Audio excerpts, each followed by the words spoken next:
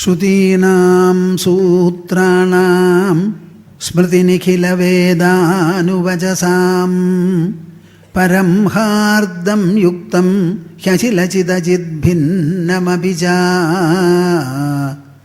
അഭിന്നം സ്വാഭാവ്യാദ് ഗുണിച പരമം ബ്രഹ്മകമിദം സമാദിഷ്ടം യൈസ്താൻ അഭിസതതമീഡേ ഗുരുവരാൻ ഭാഗ്യോദയേന ബഹുജന്മസമാർജിതേന സത്സംഗമേവ ലഭത്തെ പുരുഷോ യദാ Y അജ്ഞാനഹേതുകൃതമോഹമദാന്ധകാര നാശം വിധായ he തതോദയത്തെ വിവേകഃ.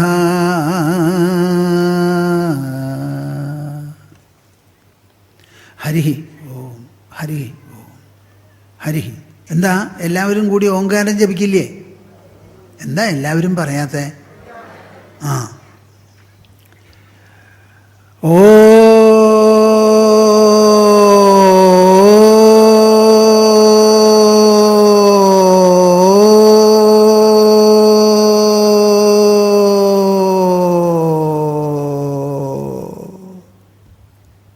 പോരാ.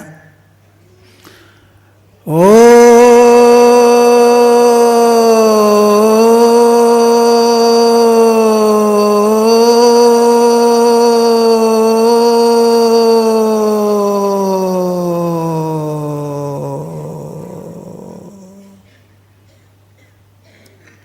എല്ലാവരും ഓ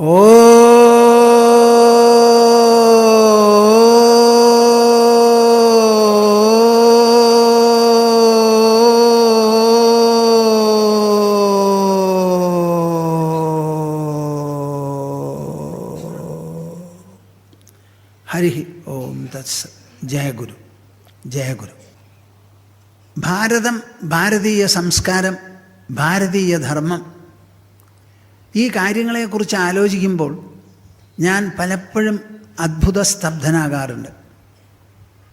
ഒരു സംശയവും കൂടാതെ എനിക്ക് പറയാൻ സാധിക്കും, എന്ത്, ഭൂമുഖത്ത് ജീവിച്ചിരിക്കുന്ന അനവധി ജനസമുദായങ്ങളുണ്ട്, ജനതകളുണ്ട്.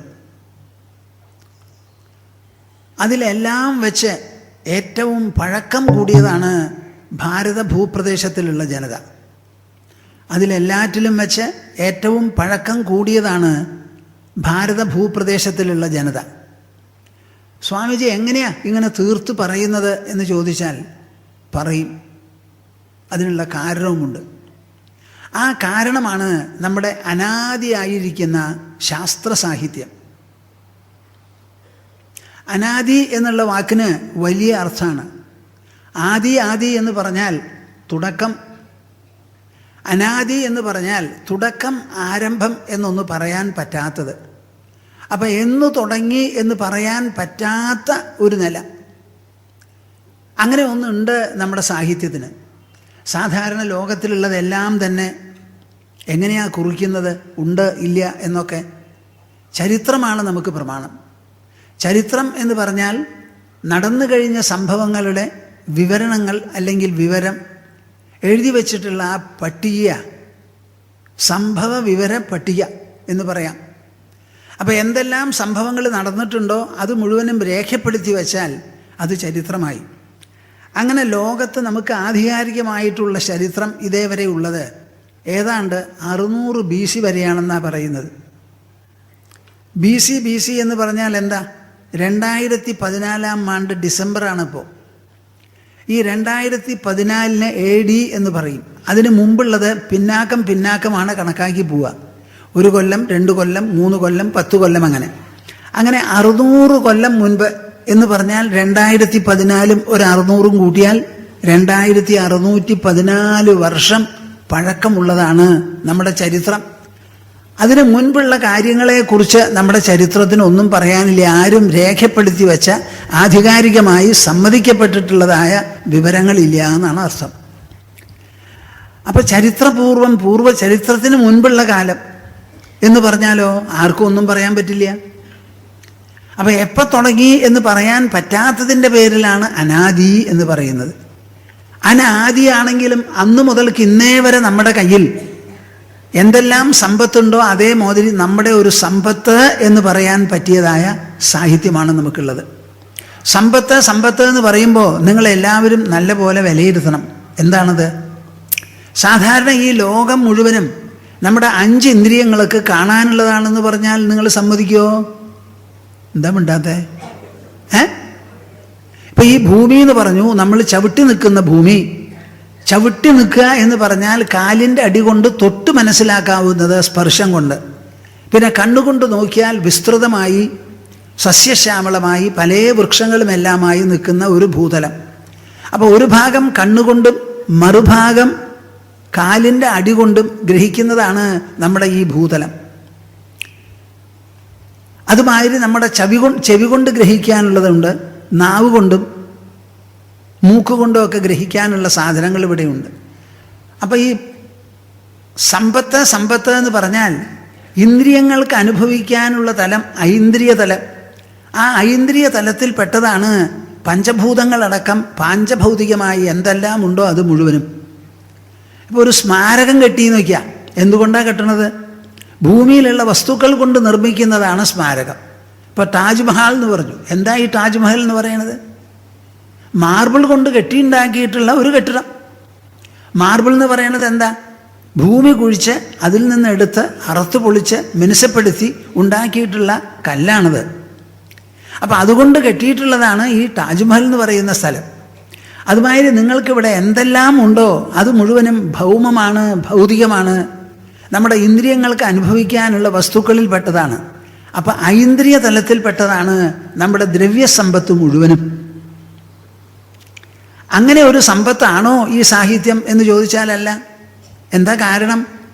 നമുക്ക് ഇന്ദ്രിയതലം എന്നൊരു തലം മാത്രമേ ഉള്ളൂ. കണ്ണ്, മൂക്ക്, ചെവി, നാവ്, ത്വക്ക് എന്ന് പറയുന്ന 5 ഇന്ദ്രിയങ്ങൾ ഒട്ടിച്ചു വെച്ചിട്ടുള്ളതാണ് നമ്മുടെ ശരീരം. നമ്മുടെ ശരീരത്തിനെ സംബന്ധിച്ച് അധ്യാത്മമായ ഒരു വിവരണം നൽകുന്ന പക്ഷം 5 ഇന്ദ്രിയങ്ങൾ കാര്യങ്ങളെ ഗ്രഹിക്കാനും 5 ഇന്ദ്രിയങ്ങൾ നമ്മുടെ ഇച്ഛാപൂർവം പ്രവർത്തിക്കാനും സമ്പർക്കം നടത്താനുമുള്ള 10 ഇന്ദ്രിയങ്ങൾക്ക് നിലനിൽക്കാനുള്ള ഒരു കൂടാണ് നമ്മുടെ ഈ ശരീരം. പക്ഷേ ഈ ശരീരത്തിലുള്ളത് മുഴുവനും ദ്രവ്യവും ഊർജവുമാണ്. മനസ്സിലായോ ഭാഷ? ദ്രവ്യം എന്ന് പറഞ്ഞാൽ മാറ്റർ, ഊർജം എന്ന് പറഞ്ഞാൽ എനർജി. നമ്മുടെ ശരീരത്തിലുള്ള ചൂട് ഊർജമാണ്. ശരീരത്തിൽ നിന്ന് നാം പുറപ്പെടുവിക്കുന്ന ശബ്ദം, സൗണ്ട്, അതും ഊർജമാണ്. നമ്മുടെ ശരീരം എന്ന് പറയുന്നത് രക്തമുണ്ട്, മാംസമുണ്ട്, മജ്ജയുണ്ട്, നഖങ്ങളുണ്ട്, രോമങ്ങളുണ്ട്, അതിൽ വെള്ളമുണ്ട്. ഇതൊക്കെ ദ്രവ്യ. അപ്പോൾ ദ്രവ്യവും ഊർജവും കൂടിച്ചേർന്നിട്ടുള്ള ഒരു സംഘാതമാണ് നമ്മുടെ ശരീരം. ആ ദേഹസംഘാതത്തിൽപ്പെട്ട അവയവങ്ങളാണ് നമ്മുടെ 10 ഇന്ദ്രിയങ്ങൾ. കണ്ണാണെങ്കിലും ഒരു ഉപകരണം, അവയവമാണ്. മൂക്കും അതെ, നാവും അതെ, കയ്യും അതെ, എല്ലാം തന്നെ. ഇവയെല്ലാം ജഡമാണ്, ദ്രവ്യവും ഊർജവുമായതുകൊണ്ട്. ആ കാര്യത്തിൽ നിങ്ങൾ സമ്മതിക്കാൻ വിഷമമുണ്ടോ? ലോകത്തിലുള്ള എന്ത് സാധനം മാറ്ററും എനർജിയും ഉണ്ടോ അത് രണ്ടും ചേതനാമയമല്ല. അവയ്ക്ക് ഉണരാനോ ഗ്രഹിക്കാനോ ഓർമ്മ വയ്ക്കാനോ അറിയാനോ അനുഭവിക്കാനോ ഒന്നും സാധിക്കില്ല. എന്നാൽ നമുക്കിതെല്ലാം ഉണ്ട് താനും. എന്തുകൊണ്ടാണ്? നമ്മുടെ മനസ്സും ബുദ്ധിയും കൊണ്ടാണ് എല്ലാം ഉണ്ടാവുന്നത്. അപ്പം നമ്മുടെ മനസ്സ്, ബുദ്ധി എന്ന് പറയുന്നത് ശരീരത്തിൻ്റെ നേരിട്ടുള്ള അവയവങ്ങളല്ല, ശരീരത്തിലൂടെ പ്രവർത്തിക്കുന്നതായ ദേഹവിലക്ഷണമായ ചില ഘടകങ്ങളോ ഉപകരണങ്ങളോ ആണ് ഈ മനസ്സ്, ബുദ്ധി എന്ന് പറയുന്നത്. അതാണ് ഞാൻ സ്വതവേ പറയാറുള്ളത്, they are the functional notes of consciousness. നമ്മുടെ ഉള്ളിലുള്ള പ്രജ്ഞ അല്ലെങ്കിൽ ചേതന അല്ലെങ്കിൽ ചൈതന്യമുണ്ടല്ലോ, ശുദ്ധബോധം, അതിൻ്റെ പ്രവർത്തന ഘടകങ്ങളാണ് ഈ മനസ്സ്, ബുദ്ധി, അഹങ്കാരം എന്നൊക്കെ പറയുന്നത്. അതിൻ്റെ ശരിയായ ഉള്ളടക്കം ബോധാത്മകമായിട്ടുള്ളതാണ്. ദ്രവ്യാത്മകമല്ല, ഊർജാത്മകവുമല്ല. മനസ്സിലാവുന്നുണ്ടോ പറയുന്നത്? അപ്പം ശരീരം ജഡമായിരിക്കെ ഈ ജഡശരീരത്തിനെ പ്രവർത്തിപ്പിക്കുന്നതായ ഉൾഘടകങ്ങളുണ്ടല്ലോ, മനസ്സ്, ബുദ്ധി എന്ന് പറയുന്നത്, അതാണ് അവിടെ പ്രമാണം. ഞാൻ കണ്ണുകൊണ്ടൊരു സാധനം നോക്കി എന്നിരിക്കട്ടെ, അങ്ങനെ നോക്കുന്നു, കാണുന്നു, ഇതാണ് അതിൻ്റെ ആകൃതി, സ്വരൂപം എന്നൊക്കെ പറയുന്നത് കണ്ണല്ല. കണ്ണുകൊണ്ട് നോക്കി കണ്ട് ആ കണ്ട വസ്തുവിൻ്റെ ഒരു പതിപ്പ് മനസ്സിലുണ്ടാവുന്നു. ആ മനസ്സിലാണ് സർവ്വ അനുഭവങ്ങളും നടക്കുന്നത്. ദേഹത്തിലല്ല, അല്ല, ഇന്ദ്രിയങ്ങളിലല്ല, അല്ല. അപ്പം എല്ലാറ്റിനും പ്രമാണം ആധാരമായിട്ടുള്ളത് നമ്മുടെ മനസ്ഥലമാണ്, ബുദ്ധിതലമാണ്, ചേതനാതലമാണ്, ഉൾത്തലമാണ്. ആ ഉൾത്തലത്തിനെ സംബന്ധിച്ചിടത്തോളം ഈ ഭൗതിക സമ്പത്തുകളൊന്നും ഒരു സമ്പത്തുകളായി പരിഗണിക്കാൻ പറ്റില്ല. നമ്മുടെ മനസ്സിൻ്റെ സമ്പത്ത് എന്താ? എപ്പോഴും സൂക്ഷിച്ച്, എപ്പോഴും ഓർമ്മ വച്ച്, എപ്പോഴും എപ്പോൾ വേണമെങ്കിലും ഉപയോഗിക്കാനും വിനിയോഗിക്കാനും പറ്റുന്നതായ എന്തെങ്കിലും ഒരു സമ്പത്തുണ്ടെങ്കിൽ ആ സമ്പത്ത് എന്താ? നിങ്ങളൊന്ന് ആലോചിച്ച് നോക്കൂ. ആ സമ്പത്തിനെയാണ് അവസാനം നമ്മൾ അറിവ്, ഉണർവ്, വിജ്ഞാനം, ജ്ഞാനം എന്നൊക്കെ പറയുന്നത്. അപ്പം നമ്മൾ സമ്പത്തിനെ പരിഗണിക്കുമ്പോൾ ഐന്ദ്രിയ തലത്തിൽ ദ്രവ്യവും ഊർജവുമായിട്ടുള്ള ഘടകങ്ങളല്ല നമ്മുടെ സമ്പത്ത്. നമ്മുടെ മനസ്സിനും ബുദ്ധിക്കും സൂക്ഷിച്ച് എക്കാലത്തും വയ്ക്കാനും വിനിയോഗിക്കാനും പറ്റുന്ന വിഭവങ്ങൾ എന്തുണ്ടോ അതാണ് നമ്മുടെ സമ്പത്ത്. അതാണ് ഈ ശാസ്ത്രം എന്ന് പറയുന്നത്. മനുഷ്യൻ്റെ ഇടയിൽ അറിവ് മാത്രമേ എക്കാലത്തും നിലനിൽക്കുള്ളൂ. ഒരാൾ വേറൊരാൾക്ക് പകർന്നു കൊടുക്കാം അറിവ്. ആ പകർന്നു കിട്ടിക്കഴിഞ്ഞാൽ ആ ആളുടെ അറിവായി അത്. അങ്ങനെ അച്ഛൻ മക്കൾക്ക്, അല്ലെങ്കിൽ ഗുരു ശിഷ്യന്, അല്ലെങ്കിൽ സ്നേഹിതൻ തൻ്റെ സ്നേഹിതന്, ഇങ്ങനെ പകർന്നു കൊടുത്ത് പൈതൃകമായി നമുക്ക് വെച്ചുകൊണ്ടിരിക്കാനും സൂക്ഷിക്കാനും പറ്റുന്നതായ ഒരു സമ്പത്താണ് ഈ ജ്ഞാനം എന്ന് പറയുന്നത്. ആ സമ്പത്താണ് ഇവിടെ ശാശ്വതമായി നമ്മെ സംബന്ധിച്ചിടത്തോളം നിലനിൽക്കുന്നത്. ആ സമ്പത്ത് എപ്പോൾ ഉണ്ടായി? ആരാണ് ശേഖരിച്ചത്? ആർക്കാണ് കൊടുത്തത്? അതെങ്ങനെ സൂക്ഷിച്ചു എന്നുള്ള ചോദ്യത്തിന് മറുപടിയില്ല.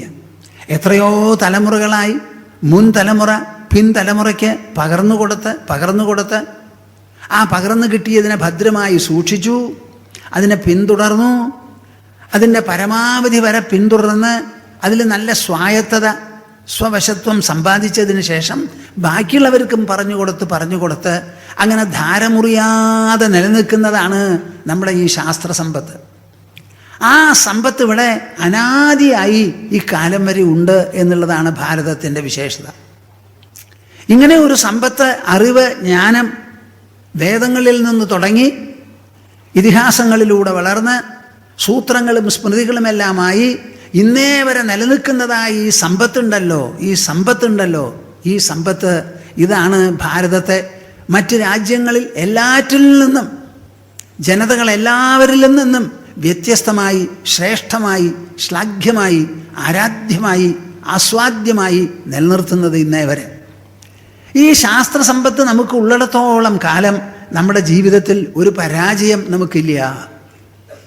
ബാഹ്യവസ്തുക്കൾ എന്തു തന്നെ നിഷേധിക്കപ്പെട്ടാലും, ബാഹ്യലോകം എത്ര തന്നെ തിരസ്കരിച്ചാലും ശരി, ഒരു തരത്തിലും എനിക്കൊരു കോട്ടമില്ല, കുറവുമില്ല. ഞാൻ പൂർണ്ണനാണ്. ഓം പൂർണ്ണമദഃ പൂർണ്ണമിദം പൂർണ്ണാത് പൂർണ്ണമുദച്യതേ പൂർണ്ണസ്യ പൂർണ്ണമാദായ പൂർണ്ണമേവ അവശിഷ്യതേ എന്ന് മുക്തകണ്ഠം പാടുന്നവരാണ് നമ്മൾ. നമ്മുടെ പൂർണ്ണതയെ നാം തന്നെ മനസ്സിലാക്കി അതിങ്ങനെ പാടി ആഹ്ലാദിച്ച് ഊളയിട്ട് കഴിയുന്നവരാണ് നമ്മൾ. ഇതാണ് നമുക്കുള്ള വിശേഷം. ജീവിതത്തിൽ ഓരോ ദിവസം കഴിയും തോറും ജീവിതം അനുഭവിക്കുന്ന ഇന്ദ്രിയങ്ങളുണ്ടല്ലോ, ആ ഇന്ദ്രിയങ്ങളുടെ തേജസ് കുറഞ്ഞു വരികയാണ് ചെയ്യുന്നത്. നമ്മൾ വിചാരിക്കണു പിറന്ന കുട്ടിക്ക് വയസ്സ് കൂടിയെന്ന്. വയസ്സ് കൂടുന്നുണ്ടെങ്കിലും ക്ഷയം അതും ഒപ്പം നടക്കുകയാണ്. ജന്മദിനം എന്ന് പറഞ്ഞ് നമ്മൾ കൊണ്ടാടും. ഏതോ ഒരു ദിവസം ജനിച്ചു, ആ ജനിച്ച ദിവസം രണ്ടാമത് എവിടെയാ വരാൻ പോകുന്നത്? എന്നാലും ജന്മദിനം എന്ന് പറയും. വാസ്തവത്തിൽ പറയേണ്ടത് അതല്ല. ആണ്ടപ്പിറന്നാളിന് ജനിച്ച കുട്ടിക്ക് ആയുസ്സിലെ ഒരു ഭാഗം പോയി, ഒരു കൊല്ലം പോയി എന്ന് പറഞ്ഞ ആ ഒരു കൊല്ലത്തെ നഷ്ടമാണ് നമ്മൾ ജന്മദിനത്തിൽ നിന്ന് ആഘോഷിക്കുന്നത്. നിങ്ങൾ നല്ല പോലെ സർവേന്ദ്രിയാണാം ജരയന്തി തേജഃ. എല്ലാ ഇന്ദ്രിയങ്ങളുടെയും തേജസ്സിനെ ജരിപ്പിക്കുന്നതാണ്, തേമാനമേൽപ്പിക്കുന്നതാണ്. നമ്മളെ ഓരോരിക്കലും നമ്മുടെ കണ്ണുകൊണ്ട് കാണുകയോ ചെവി കൊണ്ട് കേൾക്കുകയോ മറ്റു പ്രകാരത്തിൽ ആസ്വദിക്കുകയോ അനുഭവിക്കുകയോ ചെയ്യുമ്പോഴൊക്കെ നമ്മുടെ ആയസ്സും ഇന്ദ്രിയങ്ങൾക്കുള്ള തേജസ്സും കുറഞ്ഞു വരികയാണ് ചെയ്യുന്നത്. ആ സമ്പത്തല്ല നമുക്ക് ആവശ്യം. നമുക്ക് സമ്പത്ത് നമ്മുടെ മനസ്സിനും ബുദ്ധിക്കും വളരെ താലോലിച്ച് നിലനിർത്താൻ പറ്റുന്നതും എത്ര നിലനിർത്തിയാലും നമുക്ക് ജരയോ നരയോ പിടിപെടാതെ ഇരിക്കുന്നതും ശാശ്വതമായി എത്ര വേണമെങ്കിൽ വാരി കോരി കൊടുക്കാം. നിങ്ങളുടെ കയ്യിൽ 100 കോടി ഉറുപ്പിക സ്വത്തുണ്ടെന്ന് വയ്ക്കുക, കൊടുത്തങ്ങോട്ട് തുടങ്ങിയാൽ എത്ര ദിവസം കൊടുക്കാനുണ്ടാവും? ഓരോ പൈസയും എടുത്തു കൊടുക്കുമ്പോൾ ആ സ്വത്ത് കുറയുകയാണ് ചെയ്യുന്നത്. നേരെ മറിച്ച് ഈ അറിവ് എന്ന് പറയുന്ന പൈതൃകം സ്വത്തുണ്ടല്ലോ, മനസ്സിൻ്റെയും ബുദ്ധിയുടെയും സ്വത്ത്, മാനസ ബൗദ്ധ സമ്പത്ത്, വ്യയേ കൃതേ വർദ്ധതയേവ നിത്യം, വ്യയേ കൃതേ വർദ്ധതയേവ നിത്യം. എത്ര കണ്ട് ചെലവ് ചെയ്തുവോ ആ ചെലവ് ചെയ്തിടത്തോളം അത് വർദ്ധിക്കുക ചെയ്യുക. മനസ്സിലാക്കുന്നുണ്ടോ നിങ്ങൾ? എത്ര ചെലവ് ചെയ്തു? ഒരാളുടെ കയ്യിൽ ഒരു പഠിപ്പുണ്ടെങ്കിൽ പശുവിൻ്റെ അകിടിലെ പാല് പോലെയാണ്. കുട്ടി വന്നങ്ങോട്ട് മുട്ടിയാൽ അങ്ങോട്ട് ചുരത്തി അങ്ങോട്ട് കൊടുക്കും. ആ ചുരത്തി കുട്ടി കുടിക്കുമ്പോൾ അതിന് വലിയ സന്തോഷമാണ്.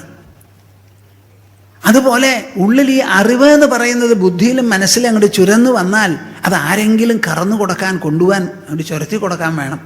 അപ്പം ആർക്കെങ്കിലും വിദ്യ പകർന്നു കൊടുക്കുന്നത് വിദ്യാവാന് വളരെ സന്തോഷമാണ്, സൗഭാഗ്യമാണ്, സാഫല്യമാണ്. അതെങ്ങനെയാ പറഞ്ഞു കൊടുക്കും. ഒരു ബയോളജിക്കൽ സെക്രീഷൻ അല്ലാതെ, ജൈവരൂപത്തിൽ അകിടിൽ നിന്ന് അങ്ങനെ തന്നെത്താനെ പോകുന്നതല്ല, മനസ്സും ബുദ്ധിയും ഉപയോഗിച്ച് വായിലൂടെ പറഞ്ഞു കൊടുക്കുന്നതാണ്. അങ്ങനെ കൊടുക്കുന്തോറും ആ കൊടുത്ത തഴക്കവും പഴക്കവും ആ അറിവിനെ കൂടുതൽ ഗാഠമാക്കും, സുന്ദരമാക്കും, കറയറ്റതാക്കും. അതിന് അഴകും മികവും നിറവും എല്ലാം തന്നെ കൂടി വരും. അങ്ങനെ വിശേഷപ്പെട്ട സമ്പത്താണ് നമ്മുടെ കയ്യിലുള്ളത്. എൻ്റെ മുമ്പിലുള്ള പുസ്തകം ഉപനിഷത്ത് പുസ്തകം, മുണ്ടകോപനിഷത്ത്. ആരെപ്പോൾ എഴുതിയതാ പറയാൻ പറ്റില്ല. അന്നു മുതൽക്ക് ഇന്നേ വരെ അതിൽ എഴുതിയിട്ടുള്ള അക്ഷരങ്ങളുണ്ടല്ലോ, മുത്തുപോലെ പ്രകാശിക്കുന്നു. അതിലൊരു വള്ളി പുള്ളി മാറിയിട്ടില്ല, ഒരു സ്വരം എടുത്തു മാറ്റിയിട്ടില്ല, ഒരു വ്യഞ്ജനം വേറെ ഒന്നെടുത്ത് മാറ്റിയിട്ടില്ല. അന്ന് എഴുതിയ അതേ അക്ഷരങ്ങൾ, അതേ വാക്കുകൾ, അതേ ആശയങ്ങൾ നമ്മുടെ മുൻപിൽ ഇന്നും ഇതാ അതേമാതിരി പ്രകാശിച്ചുകൊണ്ട് തിളങ്ങിക്കൊണ്ട് എന്നെ മനസ്സിലാക്കൂ, എന്നെ ആസ്വദിക്കൂ, ഈ ആശയം സ്വന്തമാക്കൂ, ഇതിനനുസരിച്ച് ജീവിക്കൂ, നിങ്ങളുടെ ജീവിതം സഫലമാകട്ടെ, സുന്ദരമാകട്ടെ, സൗഭാഗ്യപൂരിതമാകട്ടെ, അർത്ഥവത്താകട്ടെ. നിങ്ങളും നിങ്ങളുടെ കുടുംബക്കാരും ഉൾക്കൊള്ളൂ. ശൃണ്വന്തു സർവേ അമൃതസ്യ പുത്രാഹ. അമൃതപുത്രന്മാരെ. എന്താ ഈ അമൃതപുത്രന്മാർ? നമ്മൾ സാധാരണ മനുഷ്യനെ മർത്യൻ മരിക്കുന്നവൻ എന്നാണ് പറയുക. മരിക്കുന്നവർ തന്നെയാ, പക്ഷേ എവിടെ? ശരീരത്തിൽ മാത്രം. ശരീരമല്ല നാം. ശരീരം മരിക്കാനുള്ളതാണ്, നശിക്കാനുള്ളതാ, സമ്മതിച്ചു. ആ ശരീരം ഒരു തൊണ്ടുപോലെ ഉണ്ടായിട്ടേ ഉള്ളൂ. അതിൻ്റെ ഉള്ളിലുള്ള ജീവാംശമുണ്ടല്ലോ, ചേതനാത്മകമായിരിക്കുന്ന മനസ്സ്, ബുദ്ധി, അഹങ്കാരം, ഇവയ്ക്കെല്ലാം അധിഷ്ഠാനമായ ആത്മചൈതന്യം, അതിന് ഒരിക്കലുമില്ല മരണം. ശരീരം കൊണ്ട് നാം മർത്യന്മാരാണെങ്കിലും ഉള്ളുകൊണ്ട് ചേതനാത്മകമായ സത്താവിശേഷം കൊണ്ട് നാം അമർത്യരാണ്. അപ്പൊ ശൃണ്വന്തു സർവേ അമൃതസ്യ പുത്രാഹ. എല്ലാവരും അമൃതപുത്രന്മാരാണ്, അമൃത സന്താനങ്ങളാണ്. കേൾക്കൂ എന്ന് പറഞ്ഞുകൊണ്ടാണ് നമ്മുടെ ഉപനിഷത്തുകളുടെ ആഹ്വാനവും പ്രതിപാദനവും. അങ്ങനെയുള്ള ഒരു സാഹിത്യം നമ്മുടെ കയ്യിലുണ്ട്. അനാദിയാണത്. നമ്മുടെ വേദങ്ങളെ അനാദി എന്നാണ് പറയുക.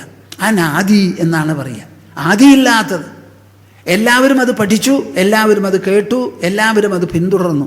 പക്ഷേ എപ്പോഴാണ് ഇത് തുടങ്ങിയത് എന്ന് ചോദിച്ചാൽ പറഞ്ഞു കൊടുത്തവരൊക്കെ പറയണത് മുൻപുള്ളവരിൽ നിന്ന് ഞങ്ങൾ കേട്ടു. എന്നാൽ ഇത് ആദ്യം എന്നാ ഉണ്ടായത് ചോദിച്ചാൽ ഒരാൾക്കും പറയാൻ പറ്റില്ല. അങ്ങനെ വിശേഷപ്പെട്ട ഒരു അനാദി സാഹിത്യം നമുക്കുണ്ടപ്പാ. അതാണ് നമ്മളുടെ വിശേഷം. ഈ സാഹിത്യത്തിൻ്റെ മൂലം എവിടെയാ, നാരായവേർ എവിടെയാ എന്ന് ആരും ആലോചിക്കാറില്ല. സാധാരണക്കാർ കേട്ടിട്ടുള്ളത് മുഴുവനും എന്താ? പുരാണങ്ങൾ, ഉപപുരാണങ്ങൾ, അതോട് ബന്ധപ്പെട്ട ചില കഥകളും സാഹിത്യങ്ങളും ഒക്കെ നമുക്കുള്ളൂ. ഈ പുരാണമൊക്കെയാണോ വാസ്തവത്തിൽ ഈ വേദം? അനാദി സാഹിത്യം അല്ല. പുരാണങ്ങളൊക്കെ ഏതാണ്ട് അടുത്ത കാലത്ത് എഴുതിയിട്ടുള്ളതാണ്. നമുക്ക് 18 പുരാണങ്ങളാണ് ഉള്ളത്. അത് കഴിഞ്ഞാൽ നമുക്ക് പലതരത്തിലുള്ള സ്മൃതികളുണ്ട്, 2 ഇതിഹാസങ്ങളുമുണ്ട്. ഇതൊക്കെ വിട്ട് ഇതിൻ്റെ മുൻപിലുള്ളതാണ് നമ്മുടെ വേദങ്ങൾ എന്ന് പറയുന്നത്. എല്ലാം കൂടി വേദങ്ങൾ 4 എണ്ണമാണ്. ഋഗ്വേദം, യജുർവേദം, സാമവേദം, അഥർവവേദം. അതിൽ ഋഗ്വേദമാണ് ഏറ്റവും മുമ്പുണ്ടായത്.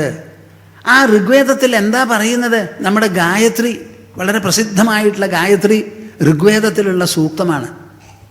തത് സവിതുഹു വരേണ്യം ഭർഗഃ ദേവസ്യ ധീമഹി ധിയോ യോ നഃ പ്രചോദയാത്. ഇതാണ് ഗായത്രി മന്ത്രം. എല്ലാവിധത്തിലും ആരാധ്യമായിരിക്കുന്ന ആ ദേവചൈതന്യം ഞങ്ങളുടെ ബുദ്ധിവൃത്തികളെ വേണ്ടതുപോലെ പ്രകാശിപ്പിക്കട്ടെ എന്നാണ് ഋഗ്വേദം പറയുന്നത്. ശ്രോതാക്കളെ, നിങ്ങൾ കേൾക്കുന്നുണ്ടോ? പ്രേക്ഷകരെ, നിങ്ങൾ കേൾക്കുന്നുണ്ടോ? നമ്മുടെ ബുദ്ധിവൃത്തികളെ വേണ്ടതുപോലെ പ്രചോദിപ്പിക്കട്ടെ എന്നാണ് പറയുന്നത്. ഇങ്ങനെ ഒരു പ്രാർത്ഥന ആരെങ്കിലും പുറപ്പെടുവിക്കാറുണ്ടോ? നിങ്ങളൊക്കെ ക്ഷേത്രത്തിൽ പോവും, ക്ഷേത്രപാലൻ്റെ മുൻപിൽ നിൽക്കും. എന്നിട്ടോ എനിക്ക് കുട്ടികൾ, ഉദ്യോഗം, അമേരിക്കയ്ക്കുള്ള പോക്ക്. നമുക്ക് ആവശ്യം അതാണോ? അല്ല. നമ്മുടെ ബുദ്ധിയെ വേണ്ടതുപോലെ പ്രചോദിപ്പിക്കണം. ഓരോ സമയത്തും നമ്മുടെ ബുദ്ധിയിൽ തോന്നണം, ഇന്നതാണ് ശരി, ഇന്നതാണ് തെറ്റ്, ഇതാണ് നിത്യനന്മ, ഇതാണ് അനിത്യമായിരിക്കുന്ന മേന്മ. ഇതൊക്കെ നമ്മൾ മനസ്സിലാക്കാൻ പറ്റണം. നമ്മുടെ ബുദ്ധി വേണ്ടതുപോലെ നമ്മെ നയിക്കുന്ന പക്ഷം, മനസ്സിനെ നയിക്കുന്ന പക്ഷം, മനസ്സ് വേണ്ടതുപോലെ നമ്മുടെ ഇന്ദ്രിയങ്ങളെ വിനിയോഗിക്കുന്ന പക്ഷം മനുഷ്യന് ഒരു കാലത്തും നാശമില്ല, ഒരു കാലത്തും വ്യതിയാനമില്ല, ഒരു കാലത്തും അധോഗതിയില്ല. ഇത്തരത്തിലുള്ള ബുദ്ധി, ചിന്താഗതി ഋഗ്വേദ കാലത്ത് തന്നെ നമ്മുടെ വേദചിന്തകന്മാർ പ്രദർശിപ്പിച്ചിട്ടുണ്ട്. ഏകം സദ്വിപ്രാ ബഹുധാ വദന്തി. ഈ ലോകത്തിലെല്ലാം കൂടി സത്ത ഒന്നേ ഉള്ളൂ. അറിവുള്ളവർ അതിനെ പല പ്രകാരത്തിൽ പറയുകയാണ്. നിങ്ങൾ ആരും ഭ്രമിച്ചു പോകരുത്. ഈ ലോകത്തിന് നോക്കി, വൈവിധ്യ ബഹുലമാണ് ഈ ലോകം. ആ ലോകത്തെ നോക്കി ഭ്രമിക്കരുതേ അമൃതപുത്രന്മാരെ. ഇവിടെ അനവധിയുണ്ട് എന്ന് വിചാരിക്കരുതേ. എല്ലാം കൂടിയിട്ട് ഒന്നേ ഉള്ളൂ. ആ ഒന്നിൻ്റെ പ്രസ്ഫുരണമാണ് ഈ കാണുന്ന എല്ലാം തന്നെ. ഇവിടെ ഒന്നേ ഉള്ളൂ, ഒന്നേ ഉള്ളൂ, ഒന്നേ ഉള്ളൂ.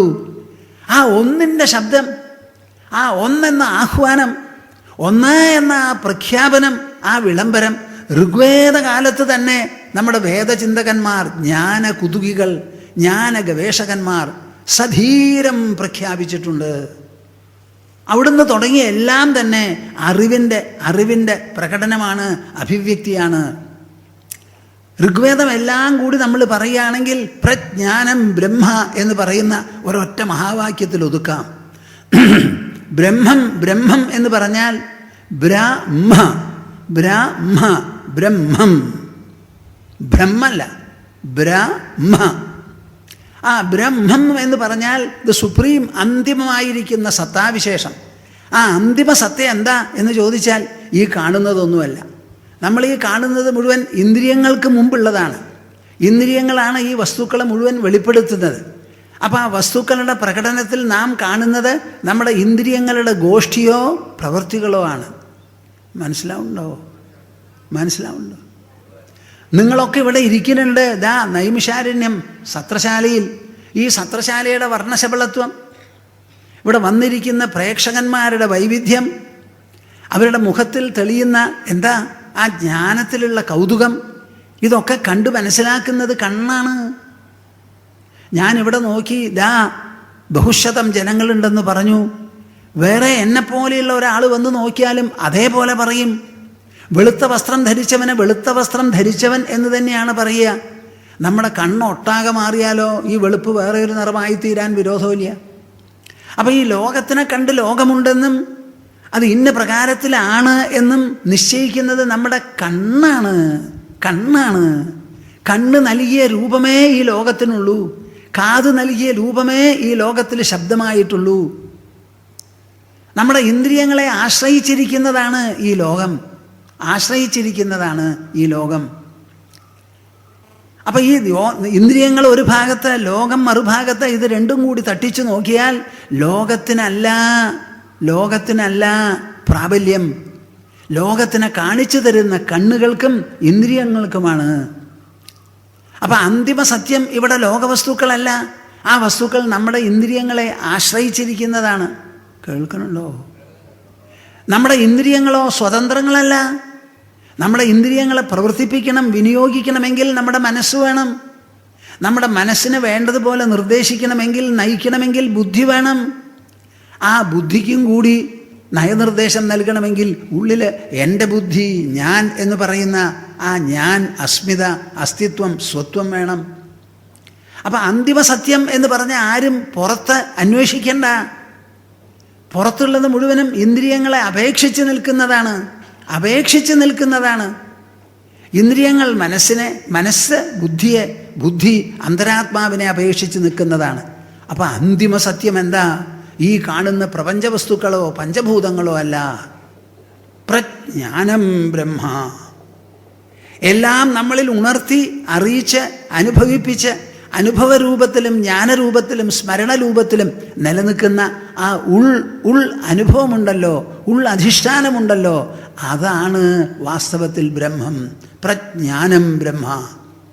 എൻ്റെ പ്രേക്ഷകരെ, ഞാൻ ലക്ഷക്കണക്കിന് വായെടുത്ത് തുറന്ന് പ്രഖ്യാപിക്കാൻ ഇഷ്ടപ്പെടുന്നു. എന്ത്? ഭാരതത്തിൻ്റെ അനാദികാലത്ത് തന്നെ നടന്ന ഒരു കണ്ടുപിടുത്തമായിരുന്നു ഇത്.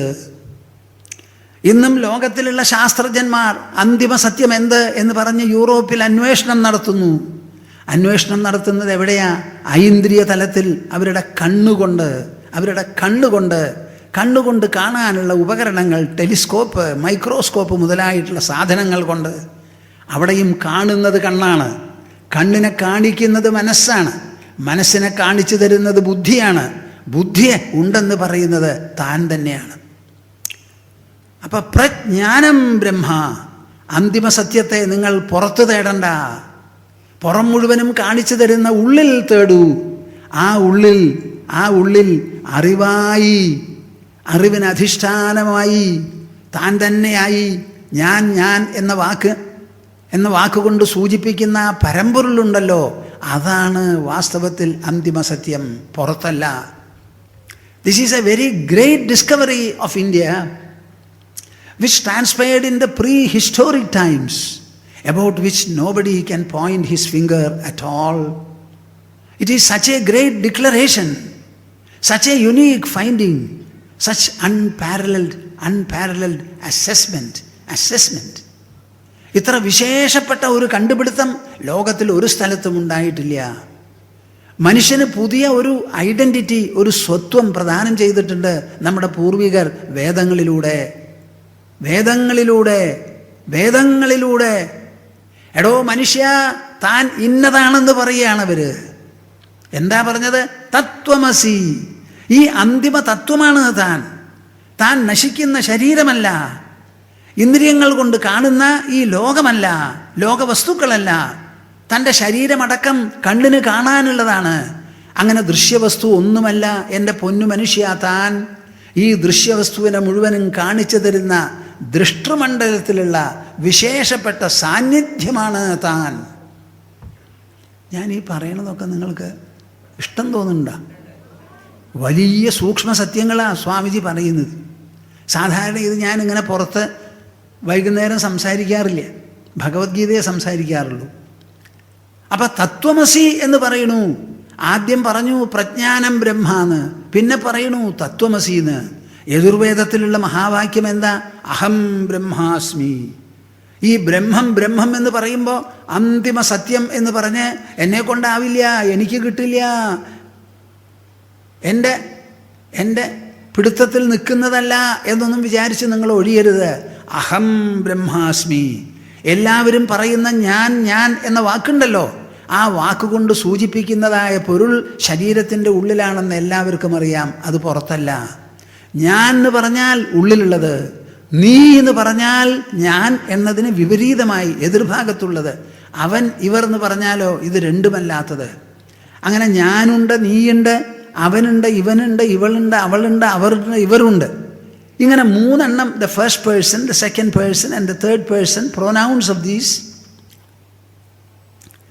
അത് തമ്മിലുള്ള വ്യവഹാരമാണ് ഈ ലോകം, സമ്പർക്കമാണ് ഈ ലോകം.